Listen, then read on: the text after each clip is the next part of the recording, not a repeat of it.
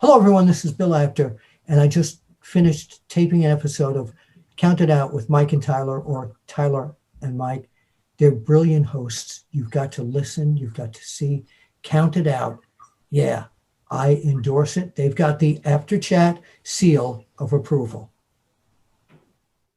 Ladies and gentlemen, this is David Penzer. The Russian Nightmare, Nikita Koloff. Rapid Delivery, Rory Fox. Alexia Nicole. This is Leonard. I'm Ardo Cal. This is Wildcat Chris Harris, one half of America's Most Wanted. Hey, this is Jason Sensation. Diamond Tiger, Kobe Durst. The hardcore icon, just incredible. Travis Moore, the Day Tripper. This is Bill Apter.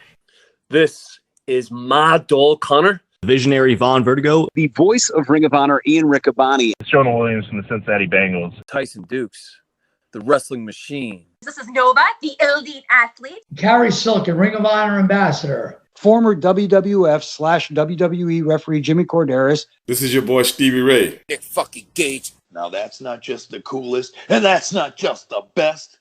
That, my friends, is Count It Out with Mike and Tyler.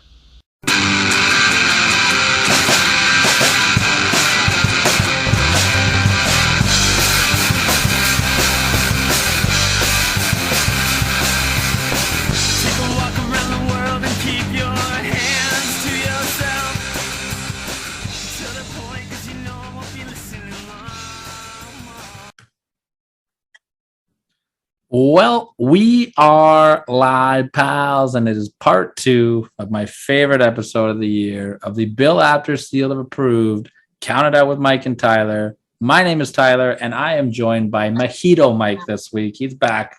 The Mojito hasn't been in the house in a while. Raising the roof, feeling good. Mike, hot episode last week, man. Lots of great guests. How excited are you to get into part 2 this week? Man, if you told me that we were going to have Jimmy Corderas and Anthony and Holden Albright on the show, and then we could top that, I'd call you a liar. That's right. This week. But I think we did it.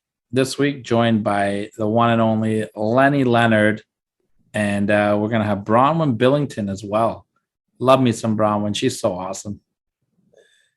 Yeah. Again, just like Jimmy Corderas. And the Pokeroo. I keep missing it. Well, we got a lot of stuff to get to before we get to that. So last week we did our tag team of the year and we did our pay-per-view of the year. And I want to get right into it this week, man. I want to get to the match of the year. What was your match of the year, Mike? Because there was a lot of good stuff going on this year. A lot of great wrestling this year. So much good wrestling. And it's hard for me because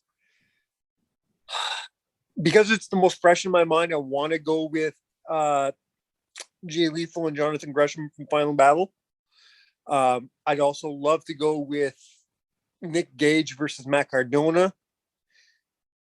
But I think I'm going to have to go, if we're just going straight out phenomenal fucking wrestling match, I got to go with Josh Alexander versus TJP. Iron Man match. In their Iron Man match. Yeah. Man, that's a tough one to argue against for sure. Those guys tore the house down. What a year Josh had.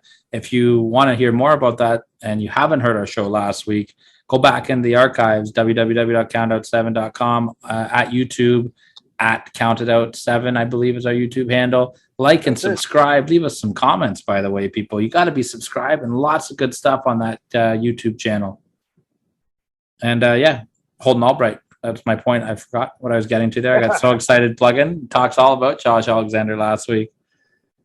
Yeah, exactly. And like you said, Josh had a hell of a year, and this capped it, man. This was even before he got into the world title picture. This was him proving that he is the best X Division champion of the last 10 years, if not of ever. Yeah. I got a couple honorable mentions I want to give here. I want to go back to the NXT Vengeance, Kushida versus Johnny Gargano. Right. They really tore the house down. Yeah. Sticking with NXT, Walter and Ciampa had a great match. In the WWE, I loved Edge and Seth Rollins in the Hell in a Cell. I thought they had a great match. I also had Josh and TJP engage in Cardona. From the AEW side, I really liked Thunder Rosa and Britt Baker. They had that great hardcore match where Baker was a bloody mess. Darby Allin and MJF had a hell of a match at the last pay-per-view. But for me, I'm going for my match of the year as Kenny Omega versus American Dragon Bryan Danielson. The half-hour draw they did at Arthur Ashe Stadium. I know a lot of people are like, oh, it was a tie. Who gives a shit? To me, that's just the style of wrestling that I like. They had a great wrestling match. It is two of my favorite wrestlers of all time, and they did not hold anything back. They had a great back and forth match. I really hope we get to see more from those guys in the next year coming up. I don't have a problem with the whole, it was a tie, blah, blah, blah, but but then he went and did it with Adam Page too. And it's kind of getting to the, all right, he did an hour with Page though. Anybody? Yeah, I get that. But did you see that meme going around? I mean, did you send it to me? Maybe it's the Daniel Bryan meme. And there's a picture of him beside Kenny Omega. And it was like, you couldn't beat me in 30 minutes or whatever, something about you couldn't beat me in 30 minutes. And then it was Adam Page saying, you couldn't beat me in an hour. And then underneath it was Sheamus going, I beat you in 17 seconds. Yeah. Which I thought was, I didn't send that to you, but I did see it. Yeah. Well, what do you think, man? I like both our picks for match of the year there. And I think that we should maybe get into our number 4 moment of the year here. Your number 4 moment of the year here. Absolutely. Like I said, it only gets better one after another. We're getting closer and closer to the number 1, but the number 4, what a way to start this list. Yeah, and you know what? We're going to go right there with the one and only Mr. Lenny Leonard going to be joining us talking about your number 4 and your number 3 moment as well. Ooh. And here we go. Our number 4 moment and our biggest stories of the year is Ring of Honor going on hiatus. You know, Lenny Leonard is the man to talk to here. You've been with the company off and on for many years. You are one of the main voices of the company during what I think is their greatest period. The last time we talked to you, we were heading into Death Before Dishonor. We're looking to crown the first women's world champion. How special a night was that for you? Because I saw a lot of the tweets that you put out after there where you thought maybe I might be done with this. You know, from a personal standpoint, how big was that night for you? It was really a lot more important than I thought it was going to be going in. Like at first it felt like it was just kind of it was a chance to keep working and get to see some people that I hadn't seen in a long time. But I don't think I realized probably how I needed some more closure from when I had left there, because it was kind of all just kind of abruptly over. It wasn't like a negotiation. It wasn't like, we were trying to figure something out. It was like I was there one day and then one day I wasn't. And it was 10 years later, and here we are. So, and I don't know that I thought I needed it, but I think in the end, it probably was really good for me to have a chance to go back there and get to have one more go around and a goodbye with a lot of folks, even though I didn't know that it was going to be a goodbye potentially for a lot longer term again than when I first got there. It was always, we'll see if there's something down the line we can do. So I was struck and shocked, as probably everybody was when that announcement came out. Yeah, about the hiatus. I was surprised by it as well because, for me, I think it's safe to say that Ring of Honor, it always delivers in the ring. Since they've come back, they had that great pure title tournament to kick off. They had the fantastic women's tournament. Why do you think they weren't getting the buzz that all the other companies are getting? That's hard to say. I think I know running in front of no fans for a long time was they were continuing to put out TV product, and their TV product has been good. They've been putting good stuff out, but without people in the building to get energized and talking about that, there's nothing that compares to a live experience of being in the building to kind of get people buzzing about something. So when they're taping shows that may be great, but they're not being seen for a few weeks, and they're being seen in a building with no reactions, with no fans going crazy, it makes it difficult to get people excited about what you're doing. But I give them all the credit in the world. They took care of everybody that they were contractually obligated to take care of, even though that they were not receiving the kind of revenue that they were expecting when they signed those deals. They very easily could have gone the quote unquote budget concerns or budget cut route that we saw affect a lot of people over the last year, but they didn't do it until they got to the point where they had no choice but to do it. So I think they deserve a lot of credit for how they handled the pandemic. But ultimately, they are a very small cog in a very giant corporate wheel that is in the midst of some very difficult financial constraints based on other deals that company's pursued relative to regional sports networks that they purchased at a ridiculously high premium. That the debt service on that purchase has been absolutely enormous, and it's been impacted. So when you've got a lot of cash going out the door and no revenue coming in, you need to take a hard look at your bottom line and your finances, and that's what Sinclair did. And unfortunately, while Ring of Honor was probably not costing that company a great deal of money to run, when you're not bringing any money in and it's all red, then you have to make some decisions that are going to be difficult. And they needed to cut money and cut budgets and save money where they could. And Ring of Honor was deemed to be an expenditure that wasn't really conducive to what their overall business strategy was. So they made the decision to pull the plug. Now, what that means for next year, if they are able to come back in April, as they've talked about with Supercard of Honor, and then continuing to be a television product with no one under guaranteed contracts and just kind of a pay-per appearance deal, it'll be interesting to see if they can pull that off. I hope they're able to, just because any additional places for people to work is a plus, right? You don't want to ever eliminate options for people to earn a living, even if it's a per date appearance. But I don't know how they do it. I don't know how they generate the interest in a fan base to continue long term. I hope they find a way to do it. I really do, because it's difficult to picture the wrestling landscape without Ring of Honor being a big part of it. So I hope they're able to figure it out. But I mean, if you put a gun to my head right now, my gut says they're done. Yeah, and I hope that I hope we're wrong on that. I'm kind of leaning towards the same way with you on that. Ring of Honor, I think has been one of the most important companies over the last 20 years, and we'll get into that in a minute here. Do you think, in hindsight, that maybe Ring of Honor missed the boat by not jumping in with all this Forbidden Door stuff? Because the people that I talked to, a couple interviews here and there, when I asked them about it, are we going to see Ring of Honor? A lot of the attitude was, we don't need to. We're going to stand on our own. We're going to be Ring of Honor. Maybe in hindsight, not the best way to go about it.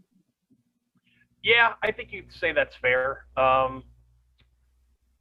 I think they were starting to realize that towards the end, because we saw the deal to get the Briscoes into GCW. I think that was probably and again, I don't know the details, but just outside looking in, my gut said it was the first step towards more down the line, potentially, before the kind of rug got pulled out from under the creative folks in Ring of Honor. So I think them letting the Briscoes come to GCW, the Briscoes winning the championships.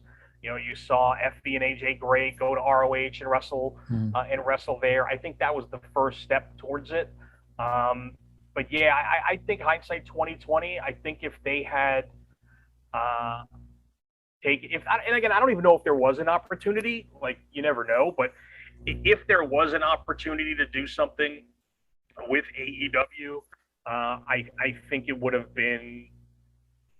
helped them to do it. Again, would it have potentially changed anything at the end of the day? Probably not, because the purchase of those sports networks is what drove the bus where the bus ended up going. So I don't know that there was anything Hunter Delirious could have done that would have stopped the inevitable. I think it maybe would have helped, in the short term, for sure. It would have helped generate some buzz around the product. But I think at the end of the day, this was a business decision that came from way above anyone in ROH, Joe Koff included. Yeah, I think that's pretty fair to say. I think that's pretty perfect. You say the name the Briscoes. Let's talk about the Briscoes a little bit. As far as I know, I think they're going to be the only people that were on the very first Ring of Honor show, as well as the last one, unless I've missed an announcement. how important and how incredible are the Briscoes to that company? And we're seeing them in GCW now.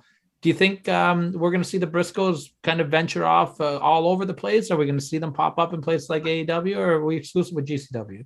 I hope so. I mean, they haven't lost a step inside the ring.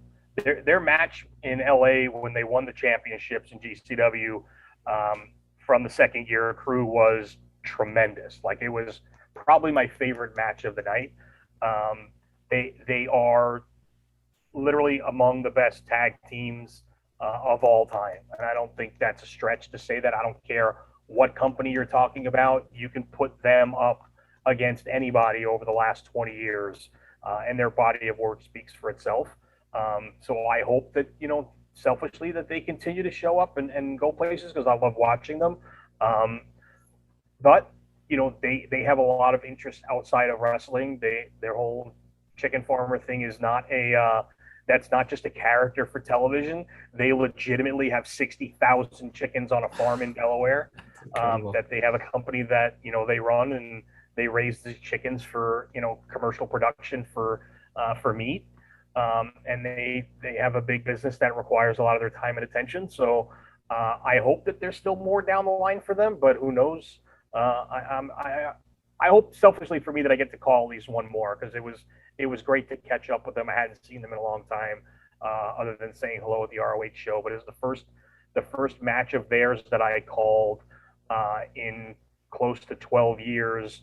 In fact, I even mentioned on the show, I want to say it was a 6-man tag where they teamed with Kenny Omega against Austin Aries, Rhett Titus, and Kenny King. That was the last Briscoes match I called in Ring of Honor before I left. So it was cool to have my first match back with them, have them winning championships. So that was pretty cool. That's awesome. What are some of the biggest differences in Ring of Honor from when you were there the first time compared to making a return? A lot more money. And I don't just mean for me, I just mean the production in general. It was clear that, they were no longer a mom and pop company. It was a professional wrestling company. Bigger buildings, better cameras, better production. That's the big difference. Is it went from, the little engine that could in the Murphy Rec Center in 2003, 2004 to worldwide pay-per-view owned by a multi-billion-dollar conglomerate on weekly television. So that was probably the biggest change of all. Came a long way from doing those shows out of Gabe's basement, right? Yeah. Well, no, we did them in Sal's living room. Oh, Sal's living room. Yeah. But from doing commentary there, yeah, that's for sure. A big name that I think of with Ring of Honor, someone we've had the pleasure on our show, who's absolutely hilarious and quite a character, is Kerry Silkin. Do you have any good Kerry stories? Because that guy he's awesome and he's crazy. Yeah, I don't think I could do justice to Kerry's stories beyond what he's already told. So if you haven't heard his podcast with Ian Riccaboni, I would definitely recommend going out of your way to listen to it. His stories are probably best told by him, but I didn't have a lot of involvement with Kerry. So while I was there the first time, like all of my dealings were with Gabe. I really didn't, and we weren't going to shows. So I think I had only met Kerry like once the whole time that I was there. The first time, I probably spent more time with Kerry when I did the tournament this summer than I ever had. Like we talked for a couple of hours, and I had it was great. It made me sad that we didn't kind of have that time, 10 years ago. But so now I unfortunately probably don't have as many good stories as everybody else, because I didn't get to hang out with them very often. That's fair. We're hoping to have him come back on the show in the new year, because I could listen to that guy just talk about the history of professional wrestling forever. And there's another guy whose life would be a hell of a movie if anybody ever wanted to write it. Oh, 1,000%. 1,000%.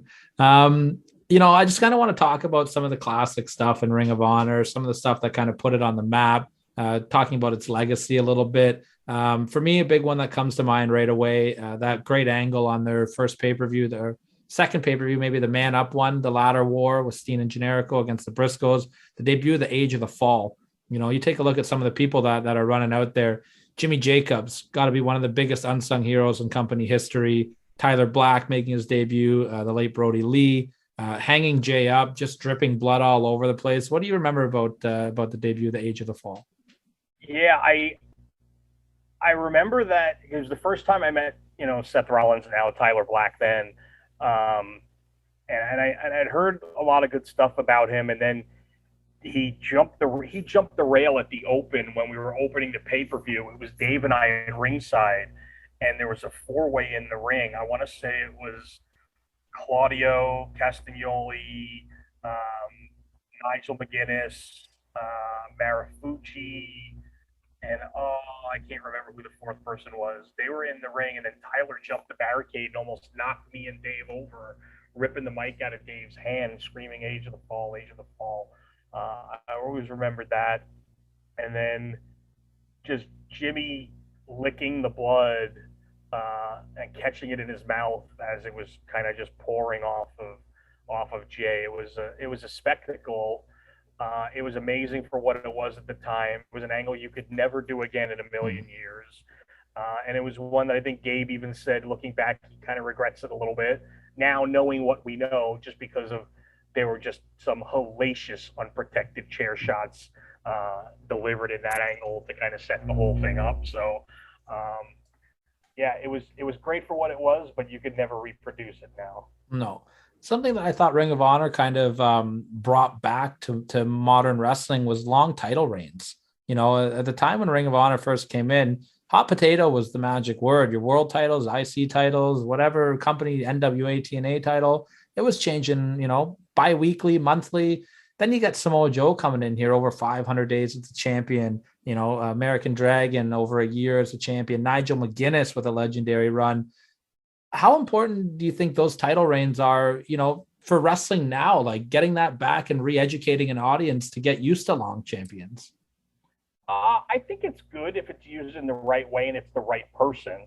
I don't think long reigns just for the sake of a long reign is good. If the person who has the belt, isn't working, then, sometimes you got to make a change for the sake of making a change. But I don't think you just have a long reign for the sake of a long reign, because that's what was done in the past, where you had, Vince McMahon Sr. telling superstar Billy Graham, you're going to win the belt here and you're going to lose it here, and nothing you do between now and then is going to change that. Yeah. Bob Backlund is beating you on this date in 1978, period, end of story.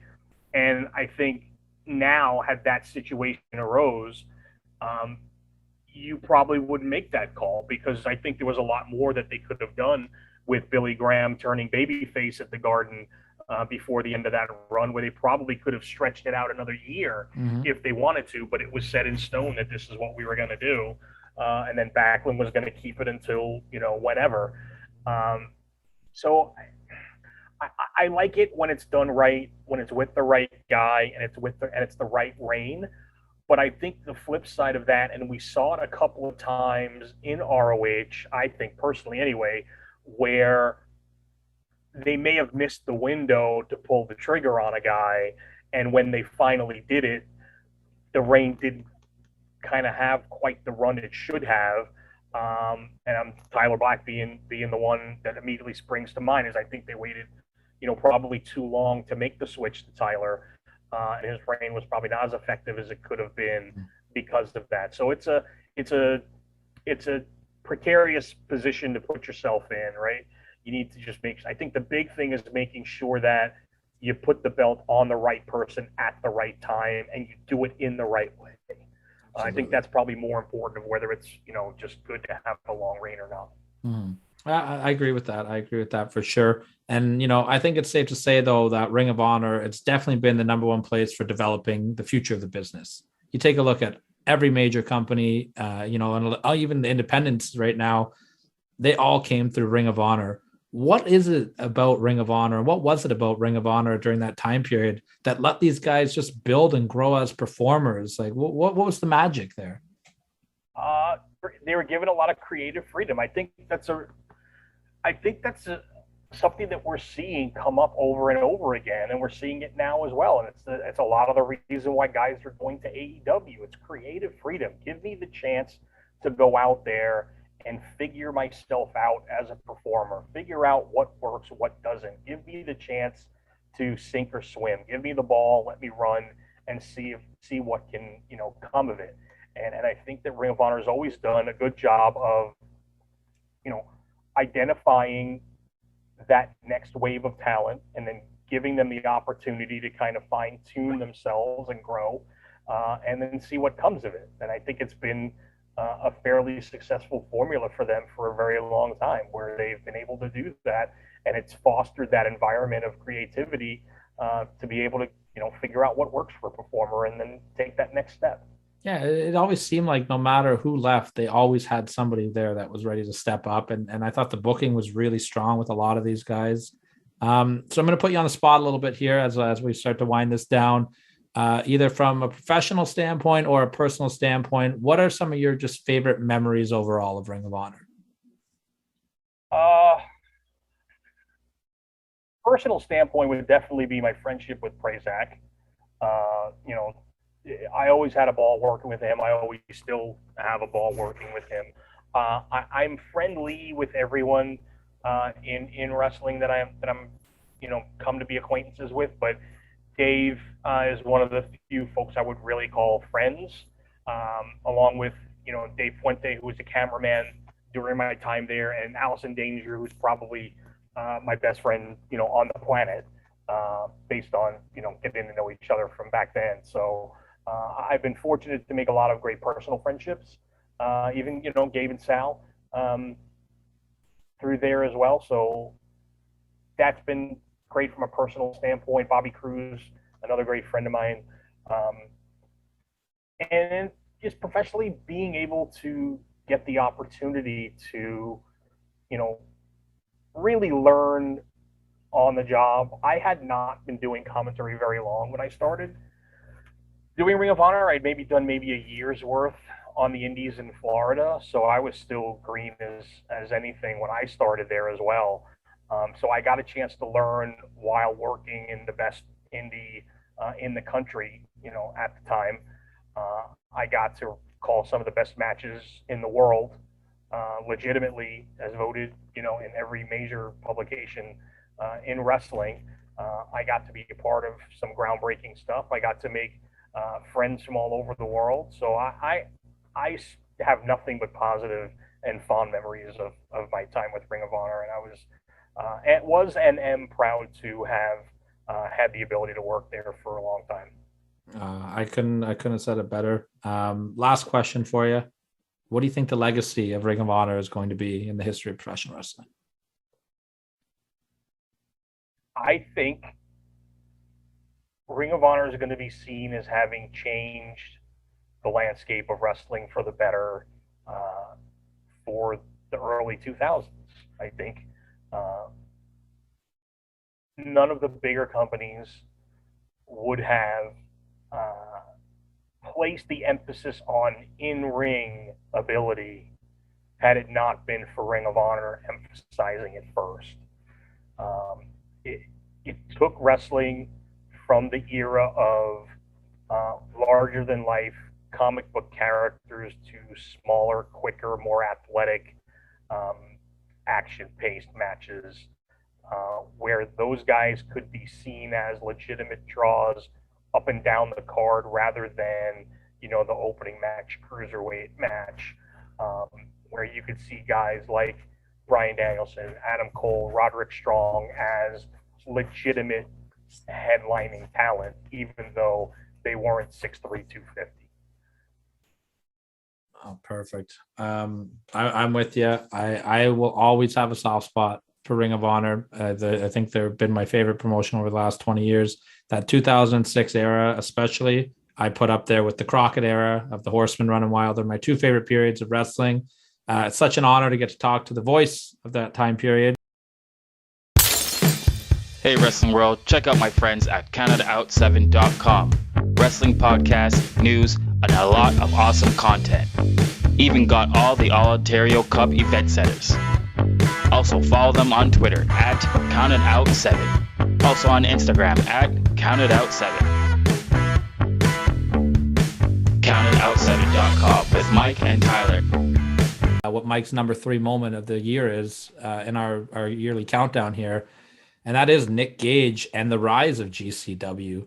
I would say that Nick Gage, just what a year he's had in general, from Dark Side of the Ring, appearing on AEW. I think he's clearly the face of GCW. What is it about Nick that you think just draws people to him? I don't know that you can put your finger on it. Nick is one of those guys who he has an ability to connect with fans on a level that very few people in pro wrestling have the ability to do. He just draws people to him. He has that just intensity, that honesty, which I think goes a long way. He is who he is. He doesn't hide from it. And he speaks plainly, he speaks his mind, and he speaks to the people, and they just gravitate towards him. And if you've never been in a building, a GCW building, when Nick's entrance music hits and he does his entrance, there is nothing like it anywhere in wrestling that I've ever experienced. Like, people going absolutely bonkers for this man when he comes through the curtain. It's like nothing I've seen in a very long time.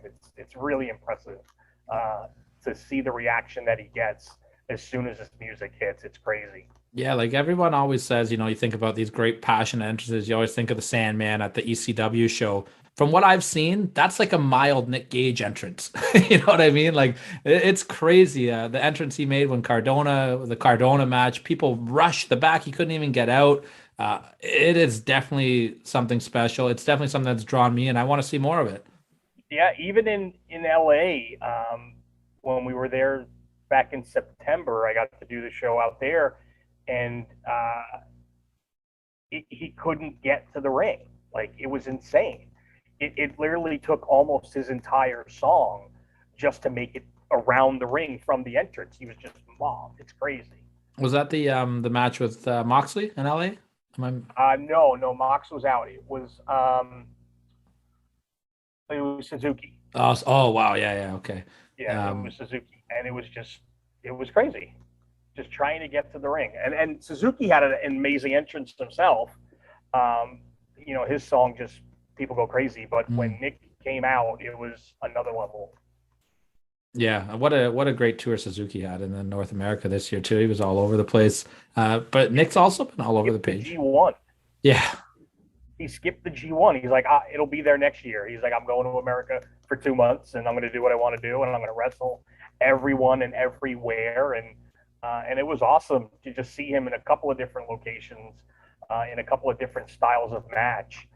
It was just awesome. My first chance to actually call stuff for him.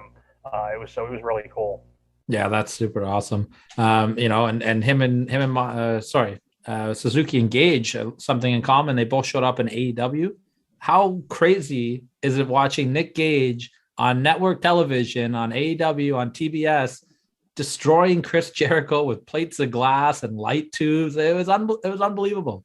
It was, but I also go back to what I said about Moxley in GCW doing things that he doesn't need to be doing. Chris Jericho does not need to be doing matches like that. And he did it because he wanted to do it.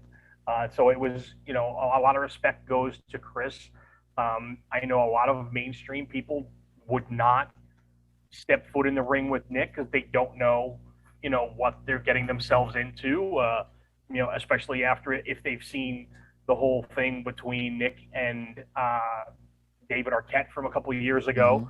That could certainly scare some people out of maybe wanting to get into that kind of situation. But Nick is, I think anybody who, wants to test themselves in ways that they've never been tested before, would probably jump at the chance to get in there with Nick. And I think Chris was no different. And I give Chris a lot of respect for, getting out of his comfort zone and putting on a good match with Nick. Absolutely. And I could see Nick, I would like to see him do periodic work like that for AEW, because I think that they've got a great spot of him just coming in and being a killer now. You know, how MJF brought him in as one of those pillars to fight Jericho. That's a great spot for Nick to periodically come in and just, people went nuts for it. It drew a great rating. Domino's Pizza might not have been too happy about it, but I think in the end you could probably find a way to spin it to make anybody happy if you get the right number of eyes watching. Absolutely. Speaking of a lot of people watching things, Dark Side of the Ring. What an incredible episode of Nick Gage. I was really excited to watch it because it was one of the episodes where I didn't know a lot about his backstory. I learned a lot of things about Nick. How did you think that the whole episode came across, and what was a lot of the reaction from people, in the industry from the episode? I think it came across really well. I think it gave people a lot of insight into, who Nick is and what he went through, and, what kind of a person he really is at his core. And he was troubled, and he didn't do things the right way and didn't handle things well, and, went down some terrible paths and paid his price for it, paid his debt to society, and came out of it on the other side, motivated and ready to go. And I think it's an amazing story when you look at it at its core, of a guy who could have very easily given up on himself when he got locked up, not just the first time, but then the second time. That could have been it for a lot of people. And I think it showed how mentally strong Nick really is at his core, that he was able to kind of fight through that, come out of it a better person on the other end, and then, reach the heights in his career that he's reached now, and find the success that he's found after all that. It's a testament to, what kind of person he is deep down, and how motivated and how strong of a person he is. I think it's an amazing redemption story. And I think if, anyone in Hollywood hasn't seen that story, I think it would be ripe for a screenwriter to go in there and put that story on the big screen. It's an amazing story. I think you couldn't write a better story than one that Nick's lived. It's brutally honest, and they did a good job of capturing Nick, and everybody that I've talked to, the feedback was really positive on it. I think it was one of the stronger episodes that they've done in the series for sure. One of the local wrestlers in Ontario here, Big Ben Ortmans, he was the guy that played Nick as well, and he's a fantastic hand. So we're gonna talk to him a little bit later about Nick's and his involvement with that. I'm excited to hear if he's had any interaction with Nick as well. You mentioned Chris Jericho and the respect you had for him stepping up. In my opinion, I think one of the greatest feuds in the entire year was Gage and Matt Cardona. Like Matt Cardona, to me, he really stepped up. I think he's earned a lot of respect from the wrestling world. What was your first reaction when you heard that Nick and Cardona were going to work together? I was excited for it, because I don't think anyone would agree to do something like that if they weren't all in. I don't think anybody would half-ass something like that. So, I was excited when I heard it, because I knew that Matt was going to do everything he could to make it as good as he possibly could. And I think it's been a home run from start to finish. And now it's kind of morphed into, the feud between Matt and Effie, and then now Matt and Chelsea with Effie and Allie. Mm-hmm. So I'm excited to see where it's going to go. Matt has been great on every show that he's done for them. He's you couldn't ask for more from him, and he seems to be having a ball with it. So I think that helps too. If somebody can come in and have fun, and it kind of can come across, then it's got a chance to do great things. And I think Matt and Chelsea seem to be having a lot of fun with this, and I'm excited to see where it goes. Is it safe to say that Matt is the new king of wrestling Twitter, because he's hitting home runs every tweet? Yeah, he's up there. I don't know if anybody's ever going to be better than Stokely Hathaway, but at least out of my book. But he's been pretty good. He's been pretty good. So that match had so much hype going around it. I think it blew away every expectation. I thought the match was crazy. I thought it was awesome. For sure, the coming out party of Matt Cardona. I love the little things that he did in that match. Wearing all white, I thought was so smart. Very old school style to really emphasize the blood. I was surprised seeing how, like, I know Matt Cardona loves wrestling, and that he's got like the Luke Gallows syndrome where they'll do anything and everything. But, you know, for never really seeing GCW in that style of wrestling, I was blown away watching him go through glass, and he really earned my respect after that match. Do you think that they may have pulled the plug a little bit too early on Gage and Cardona? Do you think they could have got a little bit more gas out of that one? I mean, I guess you could always kind of, you know, look back and say, well, maybe we could have done this, could have done that. But I think the kind of plan was always to get it, and I'm just guessing because I haven't had any of these conversations, but just from watching, I think the plan was always for it to end up where it is now. Could you have done it, you know, a little bit later? Yeah, but then I don't know if you're peaking with Matt and Chelsea with, you know, Allie and Effie heading into Hammerstein, if that's the case. So, and I don't even know that that's what's happening at Hammerstein. In fact, I think they're wrestling before that. I think they announced it on the show before. Yeah, I think they just announced this week that they're going to be wrestling LA, if I'm not mistaken. I think so. Yeah, I think either so. LA or the Texas double shot. It was one of those two. And I apologize for not having that off the top of my head, but yeah, I mean, I guess you could have probably gotten a little bit more out of it, but you know, hindsight 2020, I guess. Yeah, and of course, like just the incredible heat that Cardona got after the match, visually, all the garbage being pelted in the ring. What do you think in seeing something like that? I haven't seen heat like that in almost 20 years. You know, you're going back to like the NWO. Some people loved it and thought it was the best thing. Some people hated it and thought it was a danger and a disgrace. Well, I thought it was awesome. Yeah, you know, it's a double-edged sword, right? You want that visceral reaction of hatred, and sometimes it kind of metamorphosizes into something more than what it ended up becoming.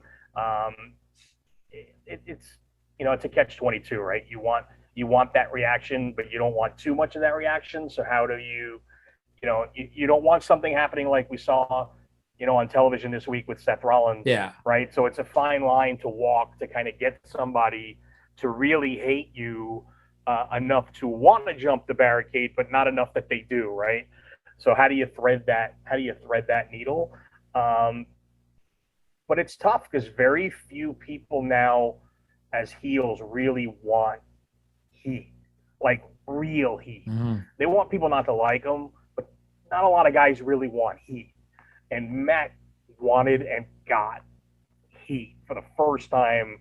I think that a lot of people have seen heat on that level in a long time. So I think that what was so jarring about it is you just haven't seen anyone get that kind of reaction like that in so long that it was kind of jarring. But yeah, you know, it's what you want as a performer, right? You want that instant reaction back, and Matt got it for sure. Yeah, he didn't come out there and say, hey, insert local sports team here, you suck. Like he really went for it, and the payoff was huge for him. And you know, not that I know Matt personally, but just from his online presence and interviews I've listened to him, you know that he just has such a love for the business. So I'm really happy that he got that. He had to have been frustrated coming out of the last end of his WWE run there. So, you know, to show the world what he was really capable of, got to just feel great for him.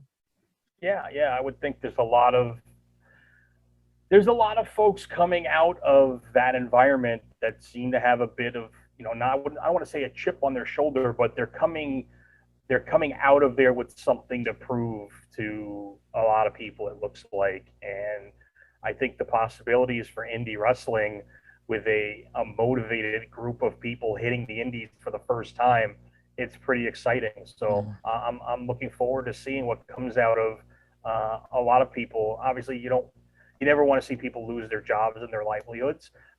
These are people with, you know, mortgages and cars and wives and husbands and children and things, that bills they have to pay. So you never want to see somebody lose their livelihood, but hopefully there's an avenue, you know, for them to continue to pursue this creatively and get some fulfillment that way down the line, you know, on the indie scene that they may not have been getting, you know, in Connecticut. Absolutely. You know, and just from a fan watching too, just with the way that they took the belt off Cardona with that great angle with John Moxley. I mean, I would be really happy to see those guys kind of settle their differences in the GCW ring. But how crazy is it? Like, if you would have told me at the beginning of the year that I was going to see Matt Cardona and John Moxley in a GCW ring, I would have told you you're nuts. Like, I love wrestling right now. It's amazing. it's a great time for sure. There's a lot of exciting stuff happening, and I think there's a lot of opportunity for folks to take what's been a pretty crappy year on a lot of levels and turning it into something good for 2022. Again, everybody, January 23rd, Hammerstein Ballroom. Catch our friend Lenny Leonard here doing the call. Before we let you go, Lenny, let everybody know where they can find you. Just Twitter at WWN Lenny Leonard. Still throwing back to my World Wrestling Network days. I don't do a whole lot there too much now, but it's always my home. It's where I got started, so it'll always be my Twitter handle no matter what. And you never know when I'm going to pop up back there again, either Shine or FIP or ACW, or you never know when I'm going to show up over there, or where I'm going to show up, actually, because I'm pretty much a free agent. I can go wherever I want. So. The nice freedom, eh? Well, we love having you here, and you always have an open home to come here. It's always an honor to talk to you, and I will say that with a pun intended, of course. I hope you have so much fun at Hammerstein. We will be watching. Would love to have you back on to talk about it at some point. Have yourself a very happy holidays, happy New Year, and thanks again for joining us, Lenny. Same to you. I appreciate it. It's always good to talk to you. And Lenny's just got so many good stories. What a great deep dive he took into GCW, as well as Ring of Honor going on hiatus. And I will say, I want you guys to stick around in a couple weeks, because before GCW runs the Hammerstein Ballroom, Lenny's back on the show, and he's given us a full breakdown of his thoughts of the Hammerstein heading in there. Lenny, I have way too much respect for Lenny. Like Lenny's thought process and everything is just beyond what I ever would have expected it to be. Meeting Lenny Leonard last year, or this year, I should say, was a highlight of our year. Which is something else. I don't know if we plan on this. Something else I want to end this show with. I want to talk about our highlights of the year. But meeting Lenny, talking to Lenny both on show and off show, when we hit that record button off, was just a pleasure, because he's not just a commentator, he's not just an announcer, he's not just, some guy on a wrestling show. What a mind. What a mind Lenny has for professional I wish wrestling. he had his own Really podcast. So Lenny, thank you for being involved here, Lenny. And Lenny, there's an open invitation for you to have your own podcast under the Counted Out banner anytime you want. Yeah, right. I want to kind of shift gears a little bit here. We like to always stay positive on this show, but there is, unfortunately, there was a lot of sadness in the year as well. And we lost a lot of great performers this year. And, just some all around fantastic people in the industry. And some of them were veterans and some of them were way too young. And we just want to take a moment here and pay our respects to all the fantastic people that stepped inside the ring or had any association with the professional wrestling business and gave their bodies and their lives and their just all around gave everything to us, the fans. And we just want to show our appreciation and just take a moment to pay our respects to those that we lost this year. 100%. The Natural, Butch Reed. And somebody's horn's gonna get broke, and I don't plan on being mine, you understand? Because the natural man is strong, I'm ready. I got the best body. I got the best ability. I got the best health. And I am the man, and I'm coming to take you out, my man, somewhere. All right, I thank you, the Natural Butch Reed. He is gearing up for his upcoming meeting here in town with superstar Billy Graham. Joseph, Hudson. Ran right into that variation of the Mongrovian spike. Now he gets all of it. Down goes Jervis. Victim to the art of karate. You're the best around. Here is your winner, the question mark. Karate?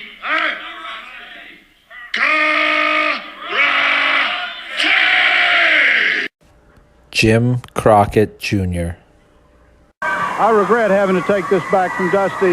If any man deserves this championship trophy, it is Dusty Rhodes. But I feel that in the very near future, he will have a championship trophy around his waist.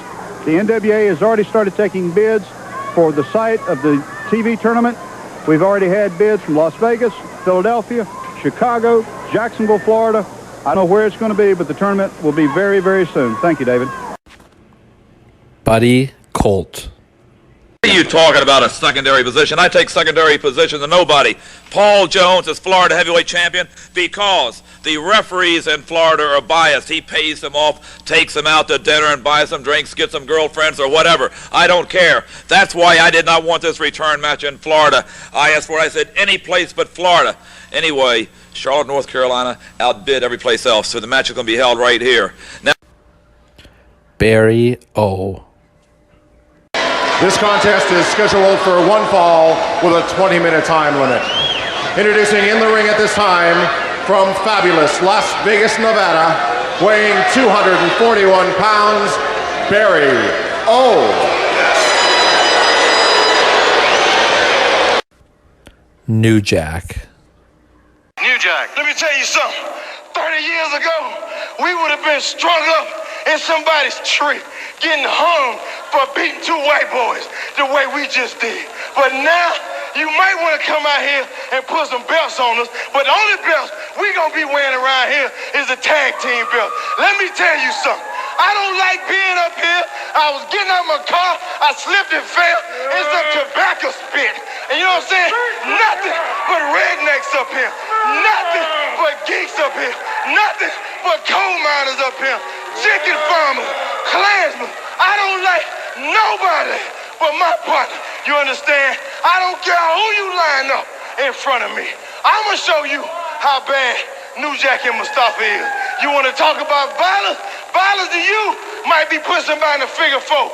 Violence to me is taking a can of gas and pouring it on you and setting you on fire. Like me or not, I didn't come up here to be liked. I came up here to get paid. And whoever you put in front of me, I'm going to drop you down. I'd like to send a special shout out to my homeboy, O.J. Simpson. Keep up the good work, baby. 2 less we got to worry about. You understand? Keep up the good work. Louis Farrakhan will be the next president. Snoop Dogg, we know you're innocent. You called me last night. You understand? Get ready, Smoking Mountain, because we're going to set this place on fire. Don Kernoodle. And it's a lights-out cage match, flag versus flag. The pride of the USA, Don Cornetto and Ivan Koloff. Fellow Americans, I appreciate your support, and you've asked for a cage match. Well, here it is tomorrow in the Greensboro Coliseum. Koloff, you know it all started in a cage right here. I'm going to take you, I'm going to run your whole head all over this thing, and I'm going to beat you once and for all right there in the Greensboro Coliseum for all my fellow Americans. You know, I understand that Russia's a little hot at you because you're not getting the job done. Well, let me tell you something. Tomorrow in the Greensboro Coliseum, I'm going to win the flag and the match, and you're going back to Russia. Super Genie. Clear the ring, boys. This Saturday, July 20th in Hollywood, Florida for Battling Bombshells. I'm part of a fatal 4-way. And you little Tinkerbell chicks, if I can beat up guys like that, what do you think I'm gonna do to you? Melissa Coates. The Patriot, Del Wilkes. Wrestling fans, I am here with the man in red, white, and blue that has all of the wrestling world talking. He's called the Patriot, and everybody's wanting to know who he is, where he's from, where did this body come from. But Patriot, I understand that for some reason you have decided to keep your identity hidden. Well, I certainly have, but as far as where I come from, I'm not going to keep that hidden. I come from everywhere, Joe. I'm all over this country, and it's more than just a tangible object. It's more than just something you can reach out and touch. It's also a spirit of pride and a spirit of patriotism that I represent the American people. Mr. Wonderful, Paul Orndorff. You see, Hulk Hogan, the difference between you and I is that I'll do anything at any cost to get something I want. I'll even sell my own family down the river for one reason, and that's that world's heavyweight belt. You see something? I left you laying right in the middle of the ring. Right then I left you because you thought that I was your friend. Friend, you're really dumb. Dumb. Because Hulk Hogan, I've got you running wild right now. You're on the razor's edge, the point of no return. Sooner or later, Hogan, you're going to have to be man enough to sign your name to a contract. And that I'm going to be the champion. Super Porky. That's all, folks.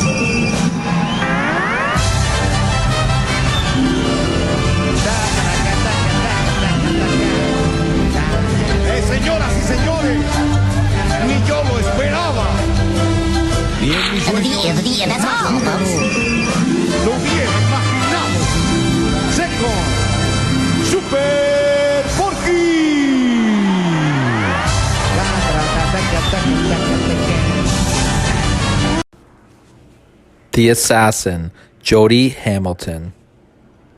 The most important match ever in my career, and certainly the most important match in the career of Dusty Rhodes. The most important match in the history of professional wrestling. The Assassin #1, myself, claim it to the world's heavyweight title against Dusty Rhodes. The winner of that match will walk out, undoubtedly, the undisputed heavyweight champion of the entire world. Dusty Rhodes, I could promise you one thing. I'm not taking you lightly. I didn't have this belt made to lose. I had this belt made to add to the one that you currently wear. And I swear that I'll die in that ring before I lose to you or to anyone else. Beautiful Bobby Eaton. Okay, Z-Man, you got 4 more days to polish up, shine up that World TV title. Because Wednesday night at the Clash of Champions, you're going to walk to the ring with a belt, have all your pictures made, because when you leave, you're going to go back empty-handed because I'm going to have the World TV title. I would like to personally, on behalf of all of our wrestling fans, congratulate you on winning back the World Dominic DeNucci. Heavyweight title from Ray Stevens. Thank you. Thank you very much. And I want to try to keep it for a long time. I want to try to do the best I can. I promised the people one day I got my belt back, so this thing happened. You never know, because Stevens and Kowalski tough cookie to beat. But I was lucky, so I got my belt back. Well, I would say it was a lot more than luck. I want to ask you one question. There were many people wondered why Ray Stevens didn't defend his title against you. Will you defend your title against all comers, Dom? Yes, I do. You will? Anyone. I think I'm in good shape. I'm going to take anyone, any men, to offer me to rest for the title. I'm there. Daphne. Forward!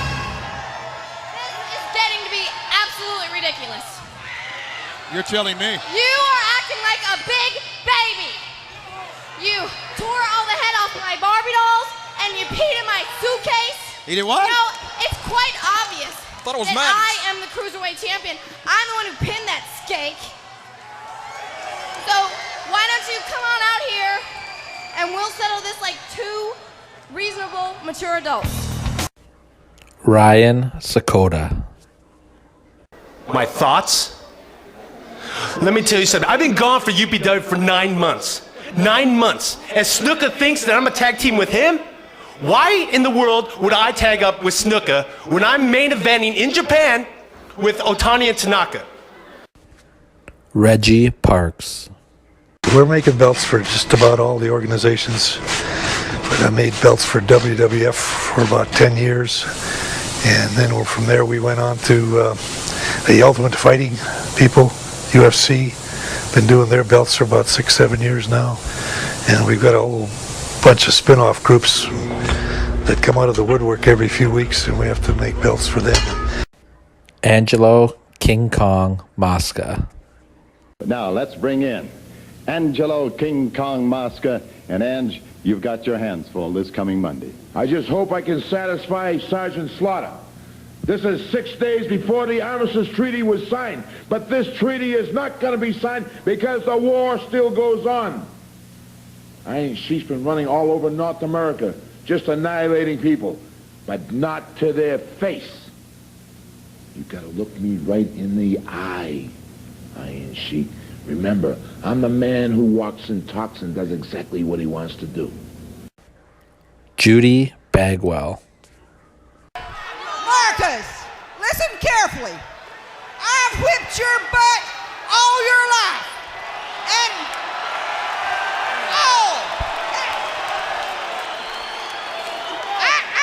in Auburn Hills, Michigan, I'm gonna whip your butt again. But guess what, Mark? What? I get paid. Blackjack Lanza. I've got an interesting match coming up. Baron von Raschke. Baron von Klink Raschke. You were out here shooting your mouth off about how devastating your claw hold is. Let me tell you something, Klink. I'll pit my Texas brain buster against your claw any day of the week. Because when you're down on your knees crying and whimpering in German, I won't know what you said, but I don't care. You will be a beaten man. Jimmy Rave. Oh my God, I can see it now. Jimmy Rave, sitting right next to Prince Nana, jet plane to England. First class, baby, right? There you go, my friend. Davey Richards, apparently you don't understand. I'm the international superstar. I'm the Ring of Honor veteran. And in Liverpool, I'll be the one beating you in the middle of the ring. And if you people in England decide to throw toilet paper at me, there'll be hell to pay. Guaranteed. Corporal Kirshner. I hopefully can find the man here someplace. Corporal, you fit right in. I walked right by here. I didn't see you. Mean Gene, you won't see me here. This is what it's all about. This is my training ground. This is where I'm getting ready to do battle in the World Wrestling Federation. There's something I like to say to the people, though. I'm proud to be Corporal Kirshner. I'm proud to be an American, and I'm proud to be in the World Wrestling Federation. I thank you very much. Corporal Kirshner on his way to the World Wrestling Federation.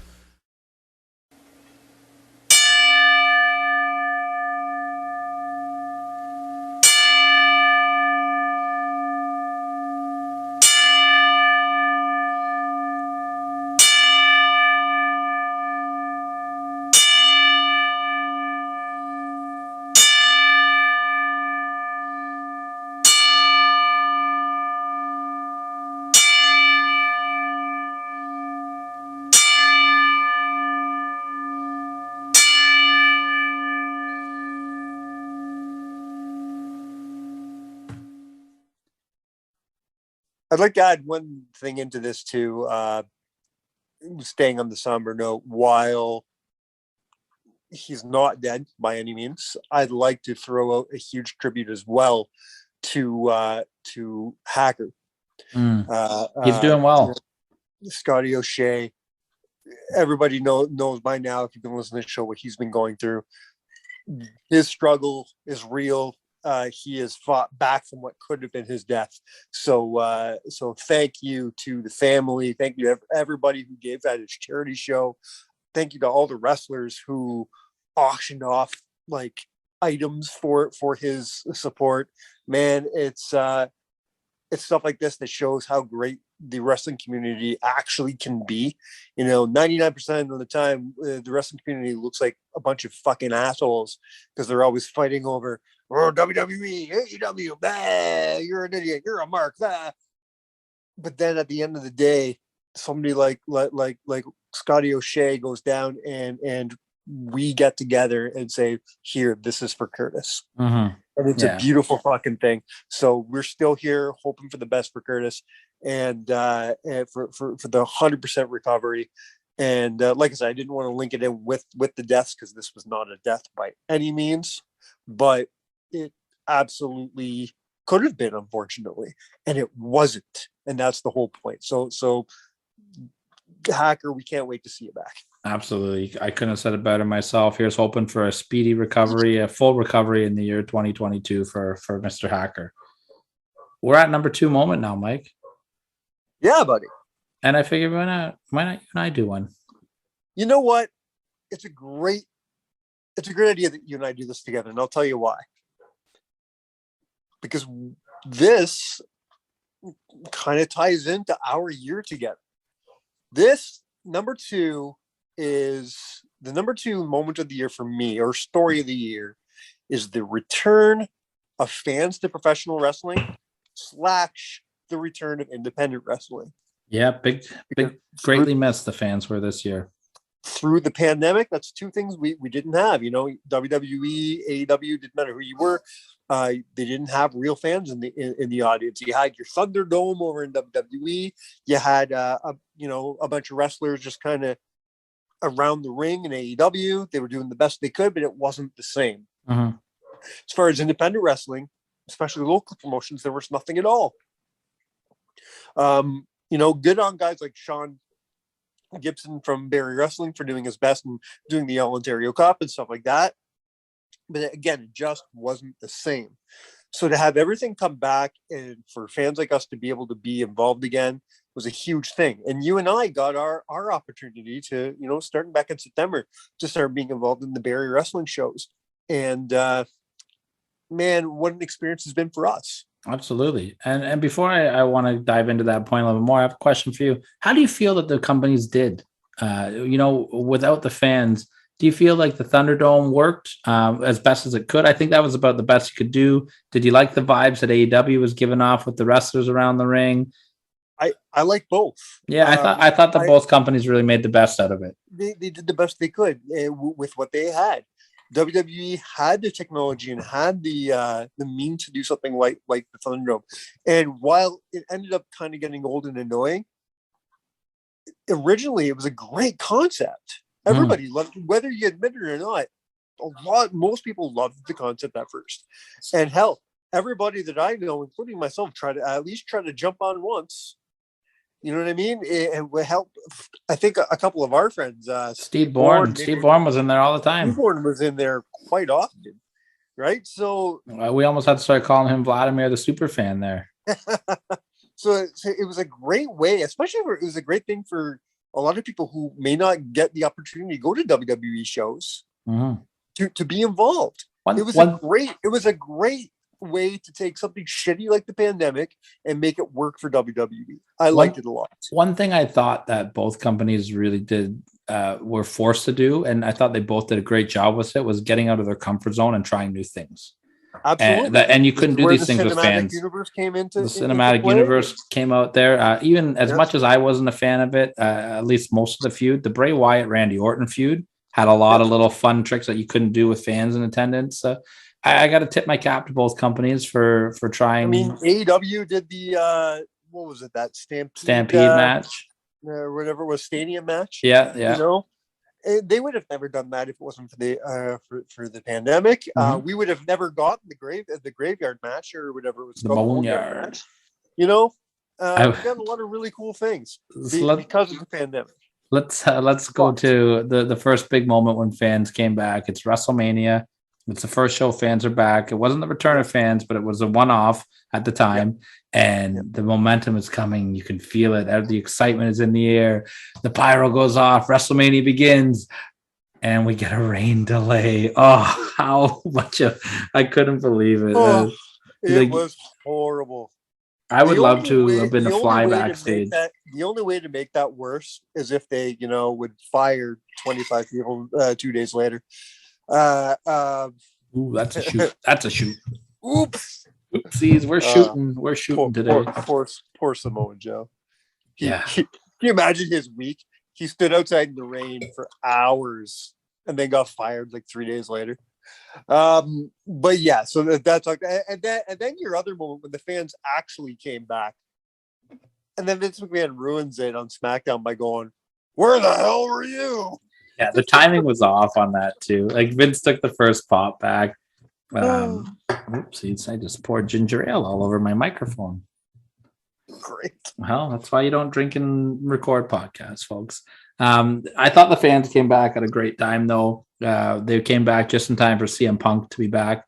They made that moment. They came back just in time for SummerSlam with you know who took full advantage of the fans coming back to as well, though. Who's that? Chris Jericho. Yeah. Chris Jericho knew that he had something going on during the pandemic.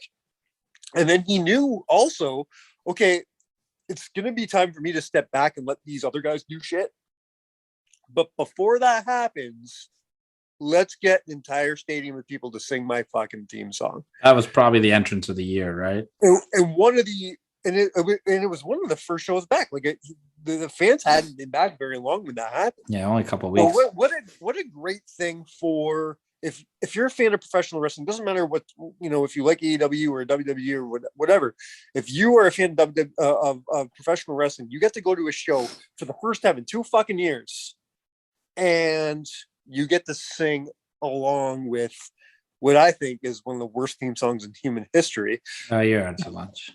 But I hate Fozzy so much. I'm not a huge fan of Fozzy. I really like Judas, so I do think it's a good song. It's very catchy, and it's gotten to me. It really has. It's very catchy, but if it came up on my fucking iPad, I'd skip it. It's in my rotation, and it's a car blaster for me. But yeah, the return of fans, and hope to God they don't have to go away again. We are going back into a pretty bad section of the pandemic right now. Yeah. Things are starting to go backwards. I don't know where you live in listener land there. Here in Ontario, we're starting to go backwards a little bit. Out in the UK, they're going backwards big time. So hopefully we don't have to see the disappearance of fans again. It's bad enough we're already going to get another fucking 2-day WrestleMania. I don't want a 2-day WrestleMania with no fucking fans. Yeah, I hope, and just stay safe, everybody. That's the big thing. Stay safe, even bigger than. But before we move on from this, I want to know from you if this warrants being my number 2. I think the return of fans is an extremely important part of this year. I'm gonna say yes, because of the way that you're doing your list this year. You're not doing the best moments of the year. You're doing the top stories of the year. Yeah. If you're doing the best moments of the year, you wouldn't have Ring of Honor on your list going out of business. But that's a big story. To me, this is not a moment. Yeah, this is. So if I was doing moments, I couldn't talk about this because there is no one moment to encapsulate the fans coming back. Yeah, this is just a big story. If it was, it would be Vince going, "Where the fuck were you? Where were you guys?" I love it. Did you hear the story about Vince wanted to fight Michael Cole? No. I'll sidebar this real quick before we move on. But Michael Cole was on commentary with JBL, I believe. I think Booker T told this story, and they were talking about Deuce and Domino, and it was Snuka's son. And I guess Michael Cole missed Vince saying he thought Vince was saying, we got to run in by the kitty. I love it. Last time he had to run in by the kitty, he got punched in the face. That's true. Vince was like, I don't want you guys saying that he's Snuka's son. You can't live up to that, blah, blah, blah, blah, blah. But I guess he had changed his mind a couple times. So Michael Cole had it written in his notes, like, mention this. And Michael Cole mentioned it. And JBL is on commentary, just sitting there, and Vince is going, "What? I can't believe you just said that." He's like, "I'm going to fight you. I'm going to fight you, Michael." It's like, "No, I'm going to fire you. No, I'm going to fight you. Then I'm going to fire you." Like, Vince was going crazy. And then, like, he got control of himself and got back in the earpiece and was like, "Okay, sorry, Michael. I forgot that you thought you were supposed to say that. I guess I kind of lost control a little bit there." Can you imagine doing commentary? I'm more impressed with JBL for holding his fucking shit together. I think he had the mute button hidden. I would just lose it. My God. Oh, that's so good. But yeah, I'm with you, man. I'm happy the fans are back. I agree with you. I think that it's a great moment of the year. Like, I don't really know how to talk about it because, like, it's not like one defiant thing, but like, professional wrestling fans are so important to wrestling. And I know I like to rag on wrestling fans and stop bitching and enjoy wrestling, but wrestling fans take a good match and make it great when they get into the right, you know what I mean? They just have that specialness and the talent reacts to it. We talked about this before. Can you imagine that Nick Gage Matt Cardona match without the fans? It'd be terrible for everybody. It's not the same. Yeah, I agree. I agree with you. You got anything else you want to talk about in number 2? No, brother. All right. Well, there's no point. I can't wait for my number 1. Well, there's no point to throw it back to ourselves for another segment. We might as well just keep talking, right? Number 2. Are we gonna do our wrestler of the year before our number 1? Yeah. Okay. Let's just roll right into wrestler of the year. There's no point for me to go, great number 2, Mike. Let's throw it back to Mike and Tyler. I think I'm gonna surprise you big time with my number. No, I'm not. I'm back. I'm very back and forth. Do you want me to go first? Sure, because I don't think anyone's going to be surprised with yours. I don't know. I'm going to give my honorable mention to American Dragon. I thought. Whoa! I thought for sure he was your number 1. Didn't wrestle enough to get it, man. He tore the house down at WrestleMania in that main event, but he was gone. He's had 30 matches this year. Yeah, but he was gone for the majority of the year. And the matches that he I'll put against anybody's matches this year. But he just wasn't there enough for me to give him Wrestler of the Year. Deonna Purrazzo is an honorable mention for me as well. She had a great year in Impact Wrestling. Deonna Purrazzo's like in my top 3 for Wrestler of the Year, 100%. My number 1 and 2 are so neck and neck, razor thin.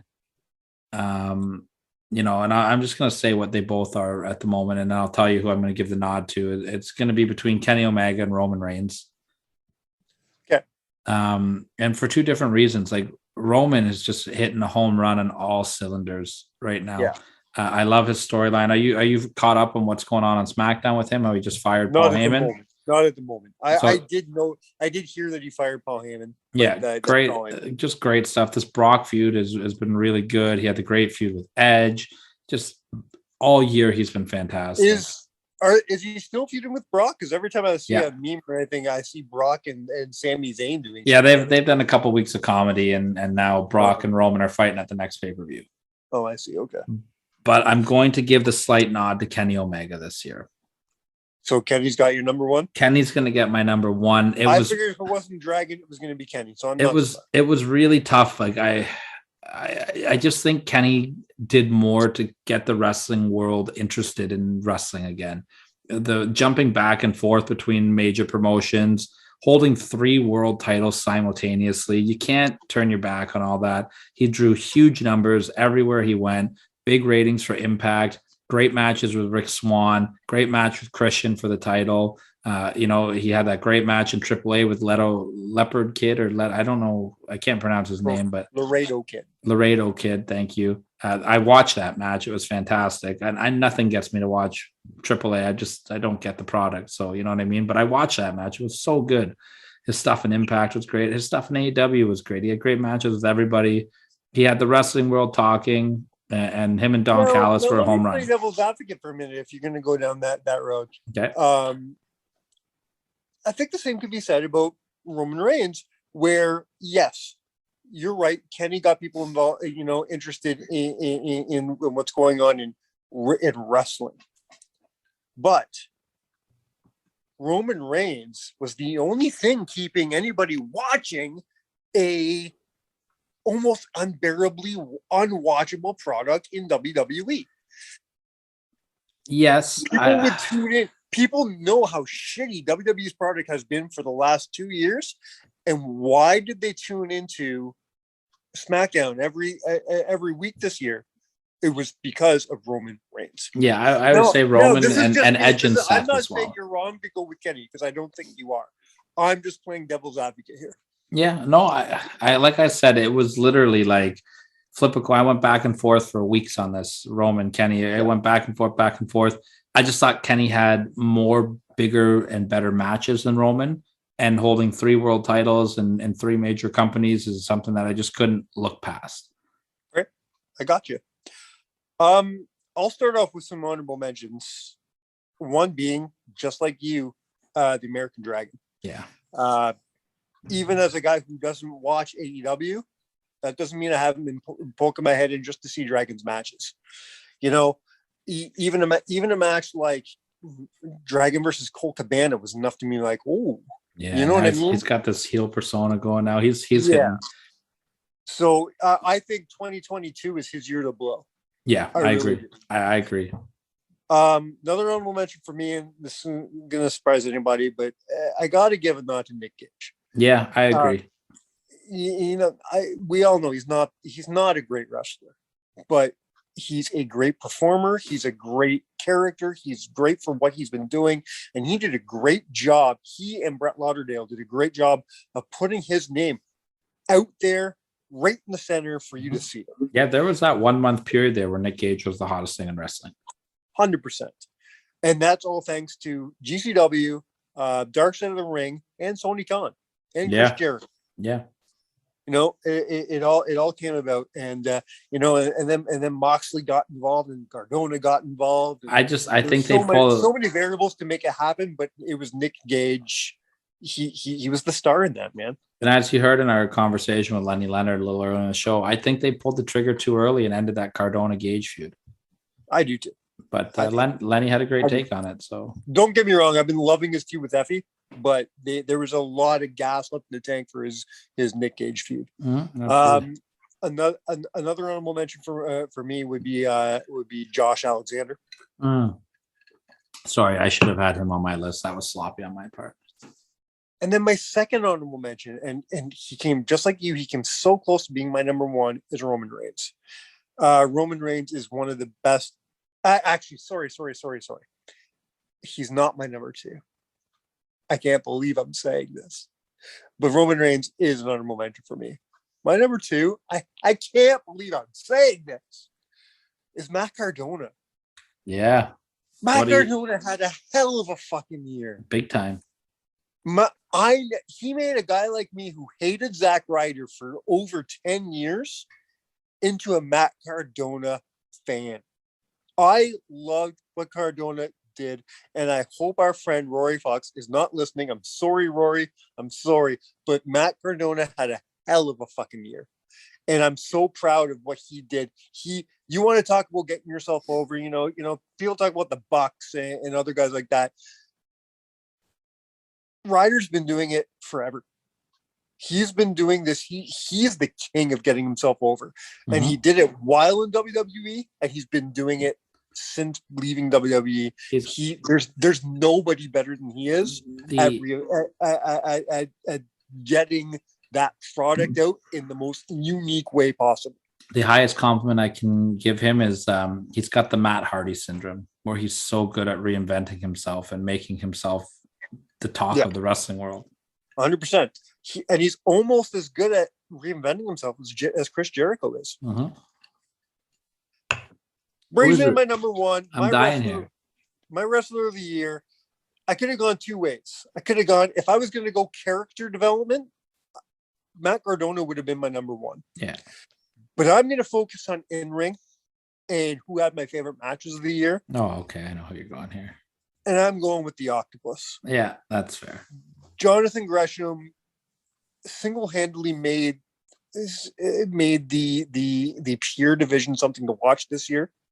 He made guys like Tracy Williams, Josh Woods, Rhett Titus. He made these guys into names this year. Like, he did that. The foundation did that. And then he went on to become the possibly final ROH champion. It's starting his new promotion coming up soon. Starting this Terminus promotion.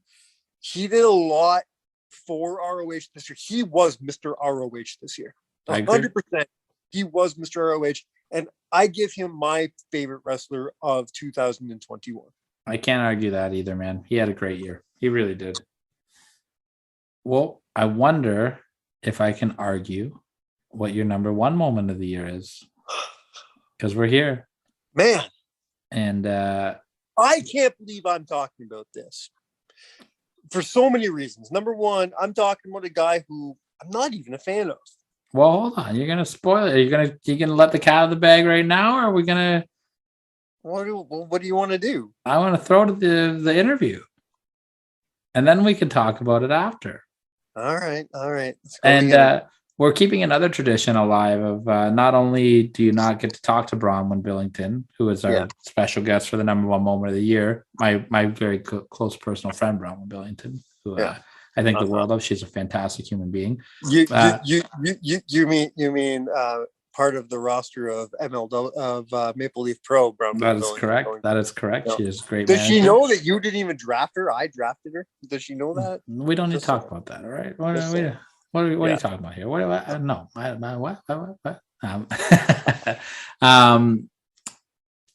We're also keeping the tradition alive of you not being invited to the number one moment of the year for the second year in a row. Last year, me and Jonah did the number one moment of the year. And this year, it's just Bronwyne and I. You're not even invited to your own number one.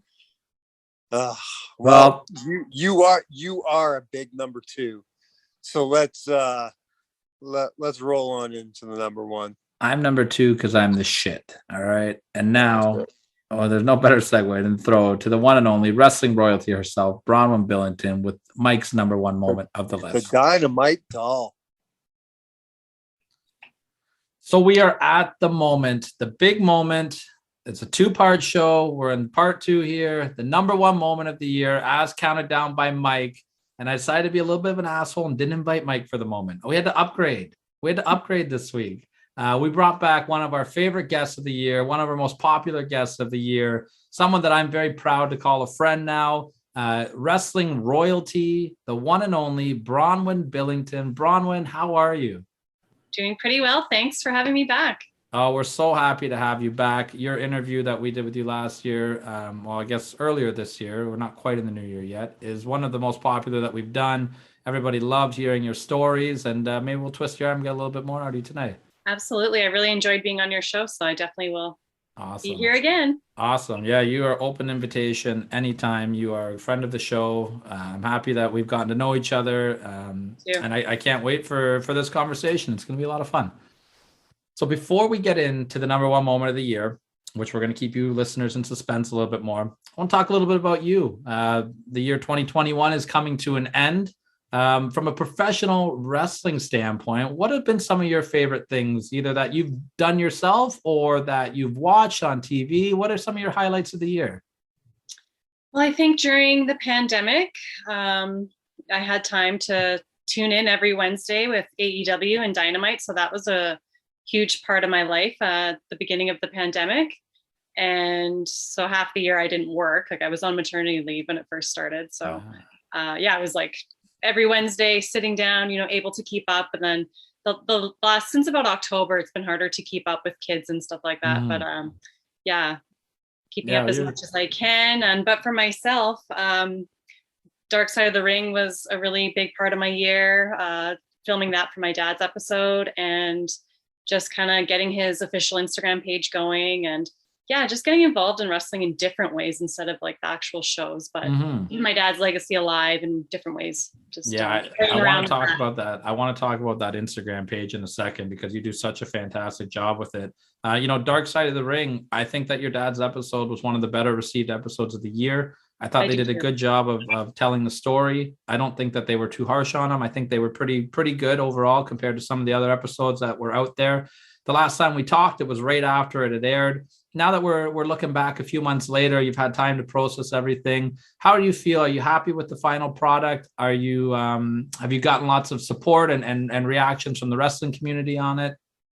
Yeah, I'm really happy with it. After seeing like the full season, I do think my dad's was one of the better episodes. And I think, we had a lot of contact with the producers, emailing and, letting them know how we wanted it to come across. So I think them really getting to know us as people, like my mom, my sister, and I, really helped them understand the message that we wanted to get across. And then they wanted to do a really good job of it. And I think that they did. So that was really awesome.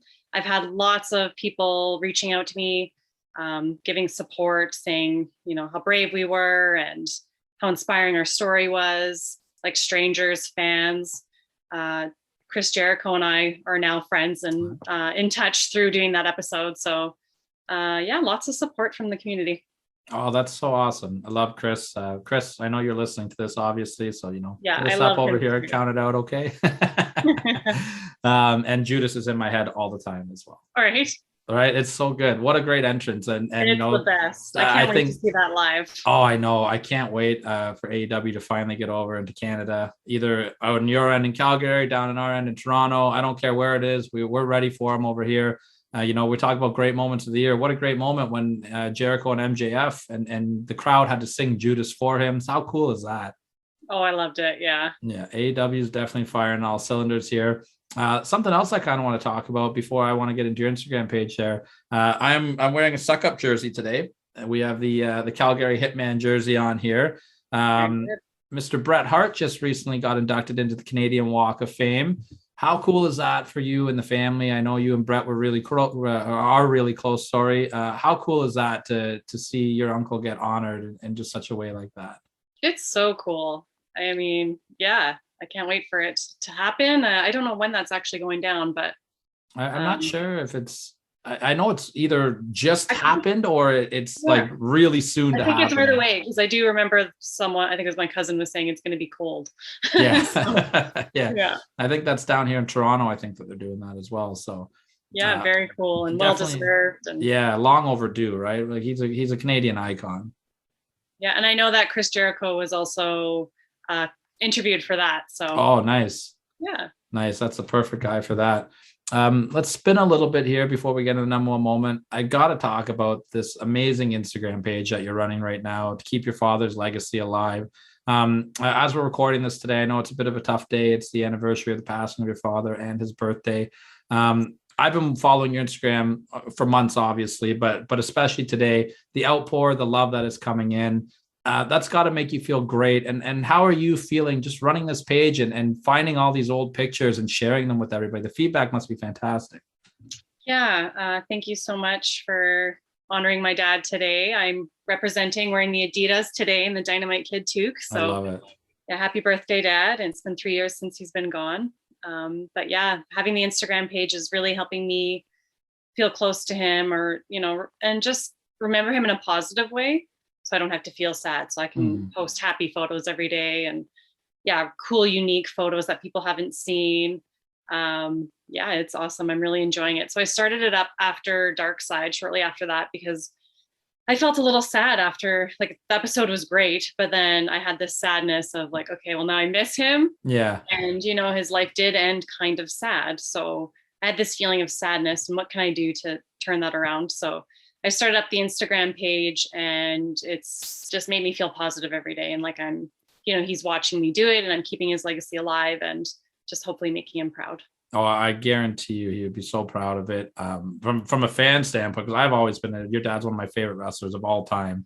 Just seeing some of the pictures that you're posting, or I think a couple of weeks ago or a couple of days ago, you put a picture of his trophy from the World Tag League in All Japan, and that got me down a rabbit hole, because then I'm like, wow, like I went and looked up All Japan World Tag League and I watched some of the matches from it, and it's fantastic. So mission accomplished. You're hitting a home run with it. Yes. Keep up the and great I have work. a lot of support too. Like sometimes I don't know those fine details, but I can show certain fans like, hey, where was this? Like, what year was this? And they know because they they just have it down. They're like wrestling historians, or especially of Dynamite Kids. So thank you to all my fans out there, my dad's fans. You know who you are that helped me. Yeah, that's fantastic. I love the support. I love seeing the pictures. Keep up the great work on it. And even on a day like today, I've been following Twitter, lots of positive comments. I saw Davey Richards sent a great tweet out honoring your dad today. Yeah, just saying how influential he was. And it's fantastic. And it's something that I hope that you are as proud of as we are as fans of, just all the great stuff that your dad did in the ring. I am. Thank you very much. And I'm telling you right now, you have to come on to our other show with Anthony, Classic Match Classroom, because we got to talk about your dad and Tiger Mask on there. Young Anthony has never seen any of the matches. We're going to blow his friggin' mind away. Really? Yeah, he's a younger kid. He's 19 and he's a very passionate fan, just like myself. He's got a great knowledge, but he's never seen the matches. He's read about them. He knows all about them, but he's never seen these big matches. So it's a lot of fun, and we'll have to have you come blow on. His mind. Yeah, we're going to have to educate him for sure, because those matches surpass the test of time even to this day. So I think it's time we stop the suspense. I think it's time that we got to get into the number one moment of the year on Mike's countdown here. This moment, I think it's fitting that you're here for it, because I know that you're a big fan of AEW, and this event happened on AEW Dynamite. What a little segue there, right? Yeah. We, of course, are talking about the return of CM Punk to the world of professional wrestling, specifically that moment in Chicago when he made his first appearance. What do you remember about that moment? Because to me, I think I agree with Mike, and I don't do that a lot. We have very different views, but Mike hit a home run on this one. I think this was the best moment of the year.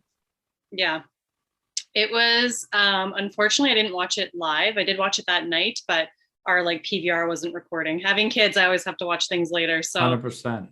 And then, something messed up with our PVR. So all of a sudden it's on YouTube. So I had to watch it on YouTube. But regardless, I got goosebumps. I was like, wow. And wrestling was exciting again. Everyone was waiting and, suspecting that he was coming back. And I kind of don't like to listen to those, because you just never know if it's true or not. So I'm like, I'll believe it when I see it type 100%. thing. So yeah, it's in Chicago that night. And of course, I'm like, it's got to be tonight. Yeah. And yeah, his music hits and I just had goosebumps and it was like, holy crap, this is exciting. This is huge. Yeah. You know, we've been waiting it for 7 years. You know, you've gotten those like little BS teases on WWE TV where they played his music before. I really liked the way that they brought him back though.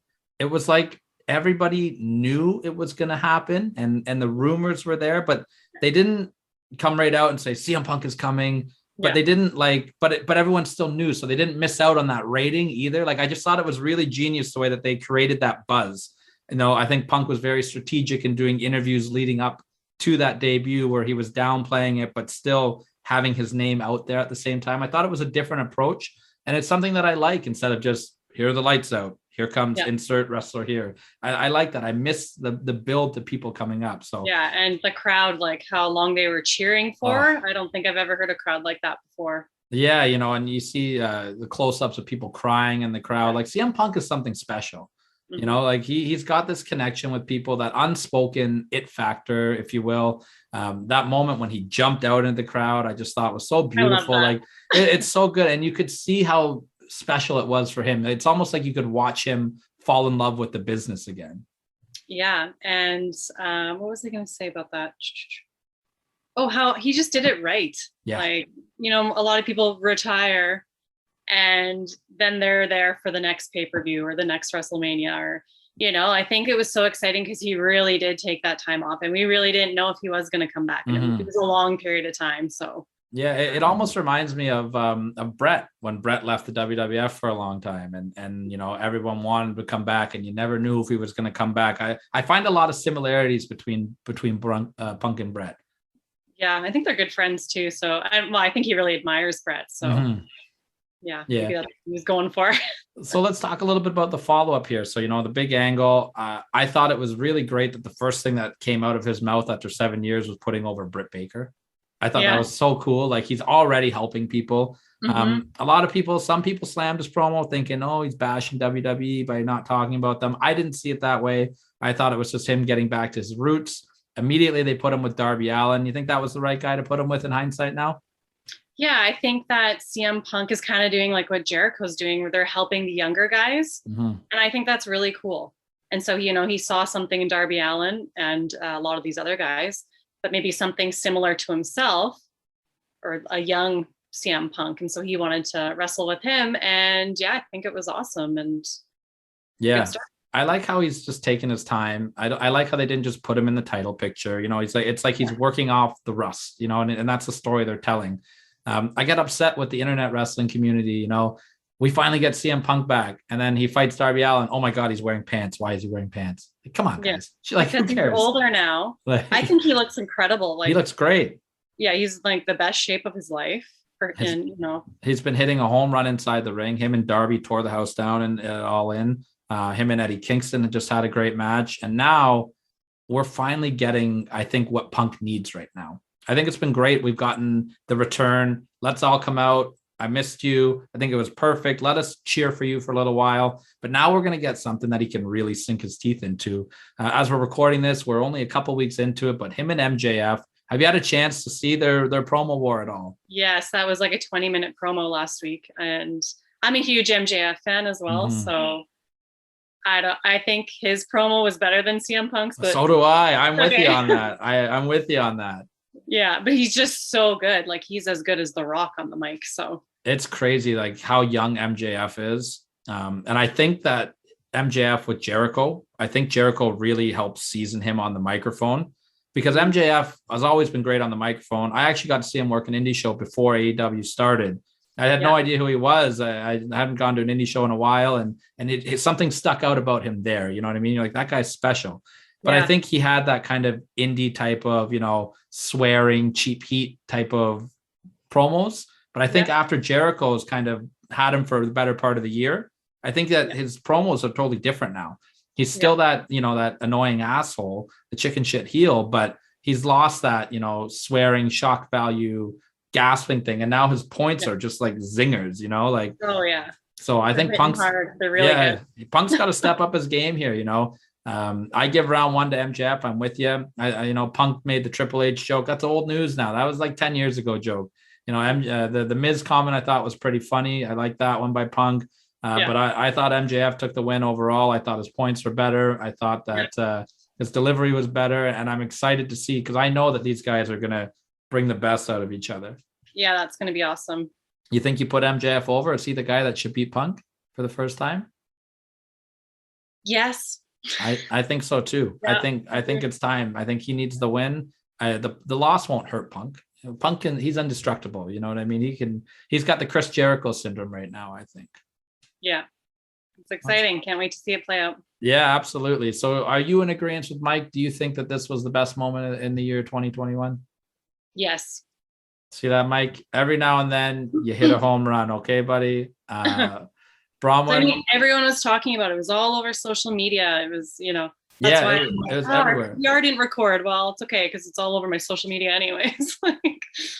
Well, and speaking of social medias here, before we get wrapping up the segment, and before I get into the plugging, it's so great that your cat just walked in here, because I swear to God, my next question was just going to be, it's our general love of cats. I don't know where mine is. Usually right before I start recording, my cat comes into the room and takes a big poop. So I have to smell her. That's like our routine now, but Lucy's not here, but thanks for stinking it up. Yeah, that's what she does. I have a love for cats. Lucy's a part of our show.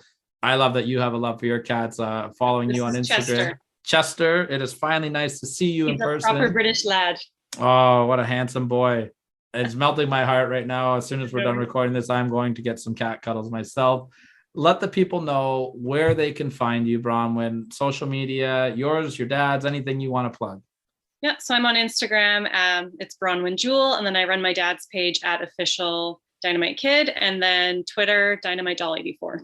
That's awesome. And of course, they can buy merchandise all over the place, right? Yeah, so we have pro wrestling tees running, mainly just t-shirts on there. And we started up Wrestle Merch Central, which is out of the UK, which is great for UK fans. So we have stuff like toques, mugs, hoodies, all kinds of things, t-shirts. We're going to be making a bomber jacket right away here. Oh, nice. We're just coming up with the design. So stay tuned for that. That's an exclusive. Count it out exclusive. Well, I'm going to say, Bronwyne, that one of my highlights of the year 2021 has been getting to know you. I'm so glad that we have run into each other. Your friendship has been very, very appreciated over this year. I look forward to continuing that into the new year and to all the success to you in the new year. Have a very happy holidays, and thank you for joining us. Thank you. You too. You blew my mind, Mike. Yeah. All right, let's take this into two parts. Number one, if anybody told you that my number one story of the year would involve CM Punk, you'd call them a liar. That's the right move, though. But number two, of course, it's the right move, and even I have to admit that I made the list. Number two, though, if anybody would have told us a year ago that we'd be talking about the return of Punk as our number one story of the year, we'd laugh. Yeah. A year ago, the idea of CM Punk coming back to wrestling was still a laughable thing. No fucking way. I didn't think he was coming back. I really didn't think he was coming back. And to come back to AEW? No, bullshit. So and here we are, man. So question for you then, because, the moment speaks for itself, and we've talked about it till we're blue in the face. We've talked about it on our show. We've done greatest CM Punk moment countdowns, which is in the archives. Go subscribe to our YouTube page, find that out. Count it out 7. Bronwyne and I talked about it. We're on the feud with MJF right now and CM Punk. MJF, do you put MJF over Punk? You give him the first loss? Yeah, I do. Or do you keep building Punk up to that main event level? I'm going to tell you something. Nothing is going to hurt MJF here, but beating MJF is going to hurt Punk. Yeah, you think the crowd will turn on Punk if he keeps beating these guys? I do. The fans love MJF. He is the future of this company. He's the future of professional wrestling right now. People are behind MJF. Yes, and they're booing him for the right reasons. They're booing the fuck out of him because he's a great heel. But they are behind him. They want to see him succeed. If Punk comes out and beats him, it's going to hurt Punk. Did you see babyface MJF a couple weeks ago? Did you see any of that? MJ, they were in Long Island. Yeah, and he came out with a little bit. It was so fun to watch him, and he fully was babyface, throwing himself against the crowd like the old school Jericho. Like, it was really fun. I'm really enjoying the feud these guys are doing. I loved, even though he was playing the baby, his parents still fucking booed him, which is great. I love that so much. That was so good. What I did enjoy was the following week, his return to Heeldom. Yeah. His promo coming up the following week, because everybody, like I've talked about this big famous promo in Long Island between Punk and MJF. I think MJF did a phenomenal job. I think Punk's part of the promo was dog shit. Yeah. We've talked about this several times. I think it was just lazy. I loved the following promo when he comes out and he calls him out on it. Yeah. He's like, what do you have? You come out, the best you have is, oh, your sports team sucks. Fucking A. I thought that was good too. I love that. MJF is slowly turning me around. I thought he was just, like, for years, I looked at him as nothing more than a lazy heel who relied on cheap heat. Me too. He's really becoming something I can get behind. I'm telling you, Mike, watch his match with Darby and you will be turned fully. It's what got me. All right. I'm telling you, I know you're not going to watch it because I never watch anything you tell me to watch, and you never watch anything I tell you to watch. We're still waiting for you to watch Ric Flair versus Ronnie Garvin, for fuck's sakes. No, bullshit. No, that's bullshit. I ended up watching that, but I still haven't watched. But I still haven't watched the Bulldogs versus the Malenkos. The Malenkos. Hold on. When did you watch Flair and Garvin?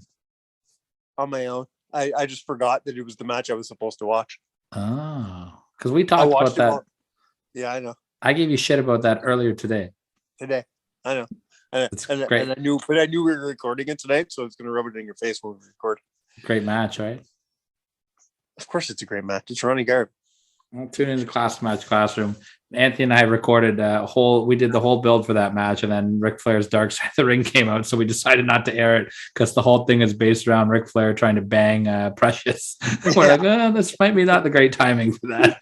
Yeah, you did that the week of. Yeah, it was something else. So what do you say? My number one. My number one's where it should be. Yeah, I think so. I think so as well. You know, Before we get into honorable mentions, what about the rest of my list? I think you did a pretty good job on the list. I look at my list a little different. I do like the top moments of the year. If you're doing stories of the year, then you nailed it. I've got a couple that I thought were worth talking about. That maybe one of them is just a pure homer one for me. And it was, and I'll tell you right now because I'm going to forget, is Tully Blanchard's return to the ring. I know. And you brought that up when we were discussing this list, and it just wasn't. And you know me, I love me Tully. He's the second best horseman of all fucking time. But oh wow, I'm not getting fought yet. Yeah, because you're right. You are right. He is the second. Well, he's the third best, I guess, because Arn's number one. He's not. Arn, Flair, Tully. No, Tully after Rick. Tully is the greatest horseman of all time. Anyways, I love me Tully. I love me some Tully. One of my favorite moments in life was Tully pushing me and telling me to get out of his way at a TNA pay-per-view. I did back pay-per-view. I got to meet Tully. I got a picture with Tully holding up the four fingers, him and I together. I loved it. Tully is one of my favorite performers of all time. To me, Tully is the forefather of Shawn Michaels. Yeah. You don't get a Shawn Michaels without a Tully Blanchard. Tully Blanchard was part of one of my favorite matches of all time against Magnum TA. I love Tully Blanchard. His return to the ring did nothing for me personally. He was so good though. It just fell flat. I thought it was great. They had JJ there. He had the old U.S. title. He had the robe. I'm a horseman, Mark. Maybe if I go back and revisit it, I was maybe just in a bad space to watch it because I was very not sold on the AEW product at the moment. I'm not a fan of FTR at all. So I don't know. Maybe if I go revisit it, but it wasn't what I wanted it to be, being such a big Tully fan. There is one moment that I think should have been on your list that wasn't. Now, I don't know what you would cut off your list. because there's nothing to cut off. That's what like I don't know what you could tell me right now that can cut anything off my list. Even my number 7. My number 7 was Edge and Christian. Yeah, that stays on for me. You tell me right now what's going to replace Edge and Christian. Nothing, but I might take off your Hangman Page moment, and I might put on just the All Out pay-per-view in general, with the debut of Adam Cole, the debut of Danielson, Suzuki. I just thought that pay-per-view was something really special this year. I'd have to think about that for sure. But I other than that, I don't. But again, that Hangman Page moment was so good. Like, I don't know, man. That's a coin flip for me as well. But I can't argue with your list. There are a couple cool honorable mentions. What was the hardest thing for you to leave off your list this year? I truly don't remember. I'm not going to lie to you because I did the list so long ago. Fair. We've been working on this show for months. Yeah, this is a hard show to put together. Well, I've got a list. I've got a list of honorable mentions. You want me to run through some of the big moments? I thought. Go for it. Ibushi at Wrestle Kingdom. He got crowned the double champion. Christian Blake, his coming out party, the X Cup, I thought was great. How about the Great Muta winning the GHC Noah title? How cool is that? How cool is that? And then we have Muta coming out at Wrestle Kingdom 16 next year, right? Yeah, I can't wait to see that. Him and Okada and Tanahashi tag match. Yeah, that's amazing. I actually do have a moment that didn't make my list. Yeah, what do you got? Suzuki's tour. Yeah, that could be a list moment for sure. I think by the time he was done his tour, we had finalized everything. But I could see that sliding into a spot on the list. Yeah, man, he did. It was just such a good job. I think he did it properly. He picked the right people, the right promotions. He timed it out properly. He was so nonstop about it. I loved everything about it. It was great. I got Bobby Lashley winning the world title. I thought that was a great moment when he beat The Miz. Yeah. They put him over real strong. I really liked when Jungle Boy won the Casino Battle Royal. Just that great moment with it was right when they first started using Tarzan Boy and the crowd was really into it. I thought that was a really special moment. Yeah. What do we got here? I know you didn't like this, but the 10-man tag between the Dark Order and the Elite, where they came out with the basketball entrance and that cowboy entrance. Oh my God. I love the cowboy entrance. I thought both of them. The basketball entrance was so hokey. I hated it. Yeah, but they used the Chicago Bull music and like it made sense because they always do the Michael Jordan reference with Kenny Omega. North Carolina. It was a fucking. They were trying to make money for Space Jam too. Yeah, what a great way to do it. I thought it was so good. Awesome Kong retiring was a big moment on the year. It was. I talked about All Out. Here's one. Both NWA and Impact throwing phenomenal all-female pay-per-views. Yeah, good call. But yeah, for the most part, I'm with you on your list, man. We had. You know what I would love to put on the list? Just I can't. Is Trevor Murdoch becoming NWA champion? Yeah, I'm not into that. But that's my point. It should have been a great moment. Because Trevor Murdoch is that old hand. Trevor Murdoch is that guy who represents the, I mean, he got his name because he reminds people of Dick Murdoch. So he's supposed to be that old hand that would represent everything NWA is about.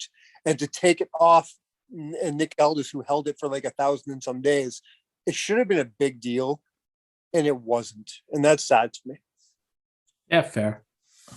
Those are my honorable mentions. I like your list this year, I should say. Big thank you to all of our guests that joined us. We couldn't have done this without you. And I do have a couple little thank yous I'd like to put out there before I know you have one more point you wanted to talk about before we bring it home. But I just have some people that were really helpful along the year to us. Obviously, thank you to our incredible team, Jay and Tyrone, who are fantastic, that do the Good Friends, Better Enemy podcast, that keep up the great work, boys. We love you. I want to send a big thank you to Nick from the Universal Wrestling podcast. He's been awesome.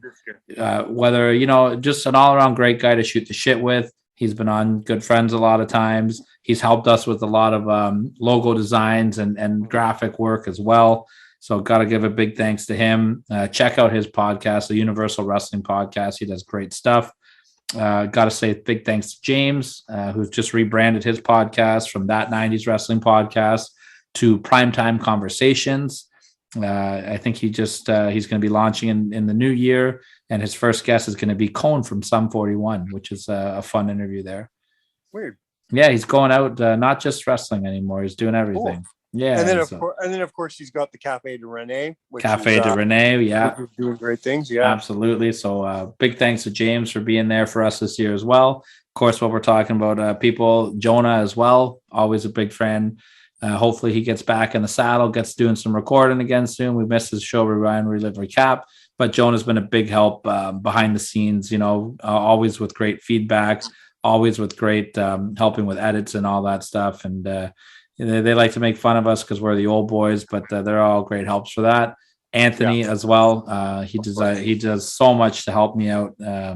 And Class Match Classroom's a blast to do. So thank you to Anthony for everything you do, including the graphics for the show this week, because I don't know how to edit to save my life.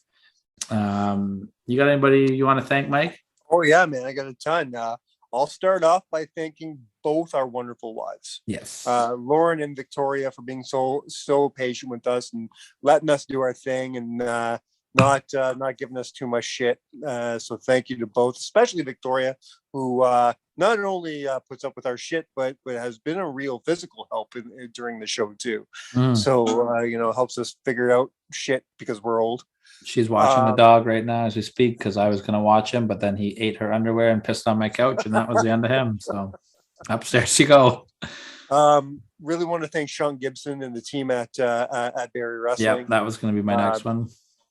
I want to thank Brian, Curtis, Gilmy, all the guys over at the OIW. Sorry, the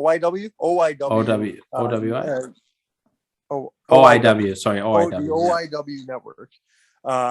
Those guys do a lot for us as far as helping spread the word and promoting the show and stuff like that. I want to give a huge shout out, a huge thank you to our boy Wilson.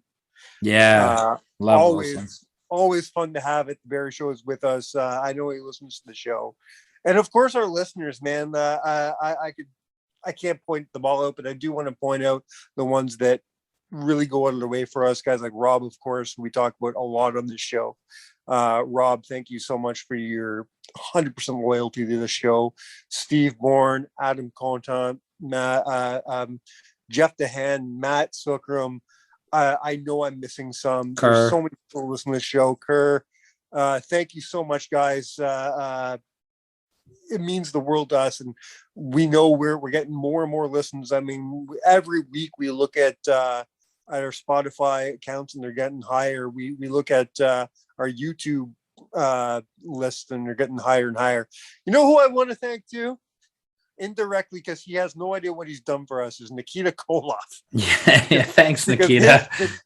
Because Nikita Koloff's videos on our YouTube page are the highest by far. Like, you can't even touch them.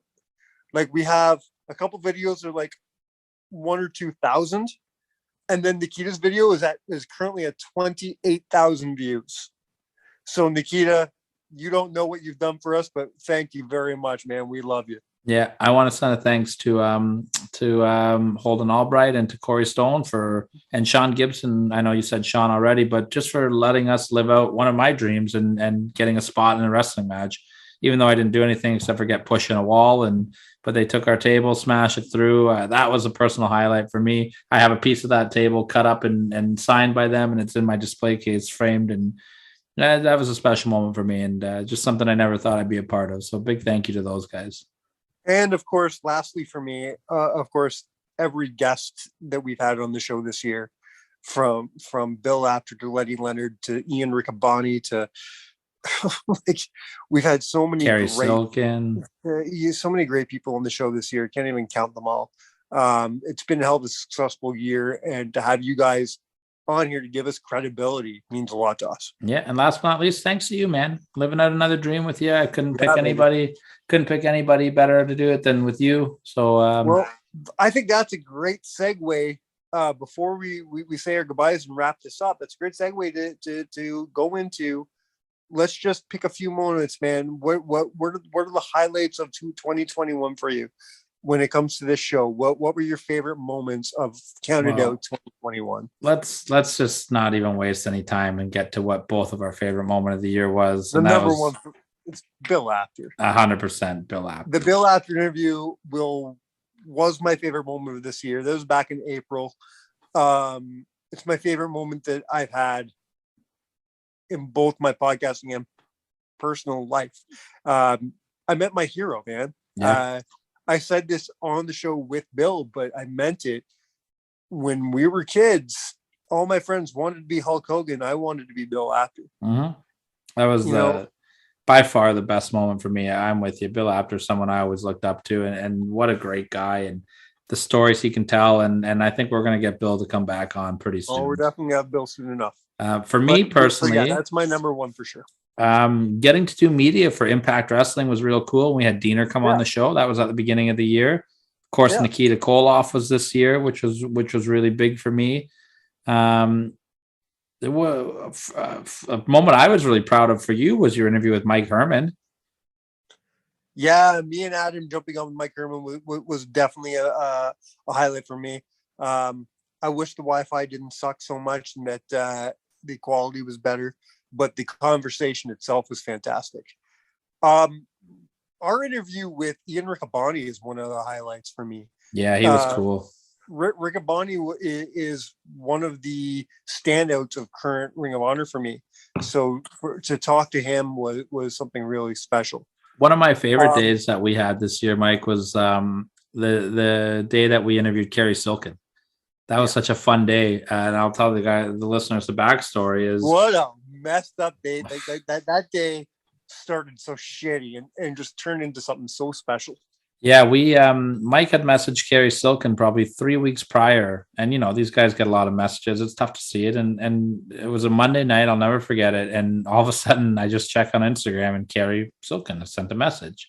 Hey, I'd love to come on your show.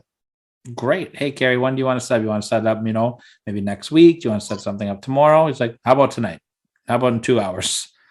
Now, we already have an interview set up for tonight. We were supposed to talk to Chris Harris that same night. Yeah. And so you don't say no to Kerry Silkin. Mike, your wife was very gracious to let you out of date night. We sat down with Kerry. I wasn't even supposed to be on with Chris Harris. I promised my wife a night. And I said, hey, man, you're going to have to do Harris alone. And you're like, okay, cool. But then when we found out about Kerry, man, she was so cool about it. She didn't give me shit at all. She said, yeah, we'll just do it another night. I couldn't believe it, man. This is what I'm talking about before giving her thanks. She's understanding when it comes to, she knows how important this shit is to me. She doesn't know who Kerry Silkin is.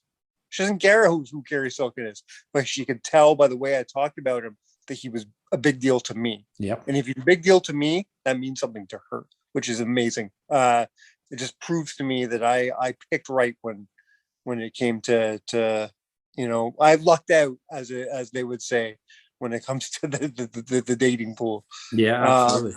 And then we did not luck out on our Wi-Fi, my Wi-Fi that night, as the Kerry interview got cut to shit. And then we panicked and you had to stay on for Chris Harris, which was such a great interview. So I stayed on for Chris Harris, and I'm so glad I did, because I didn't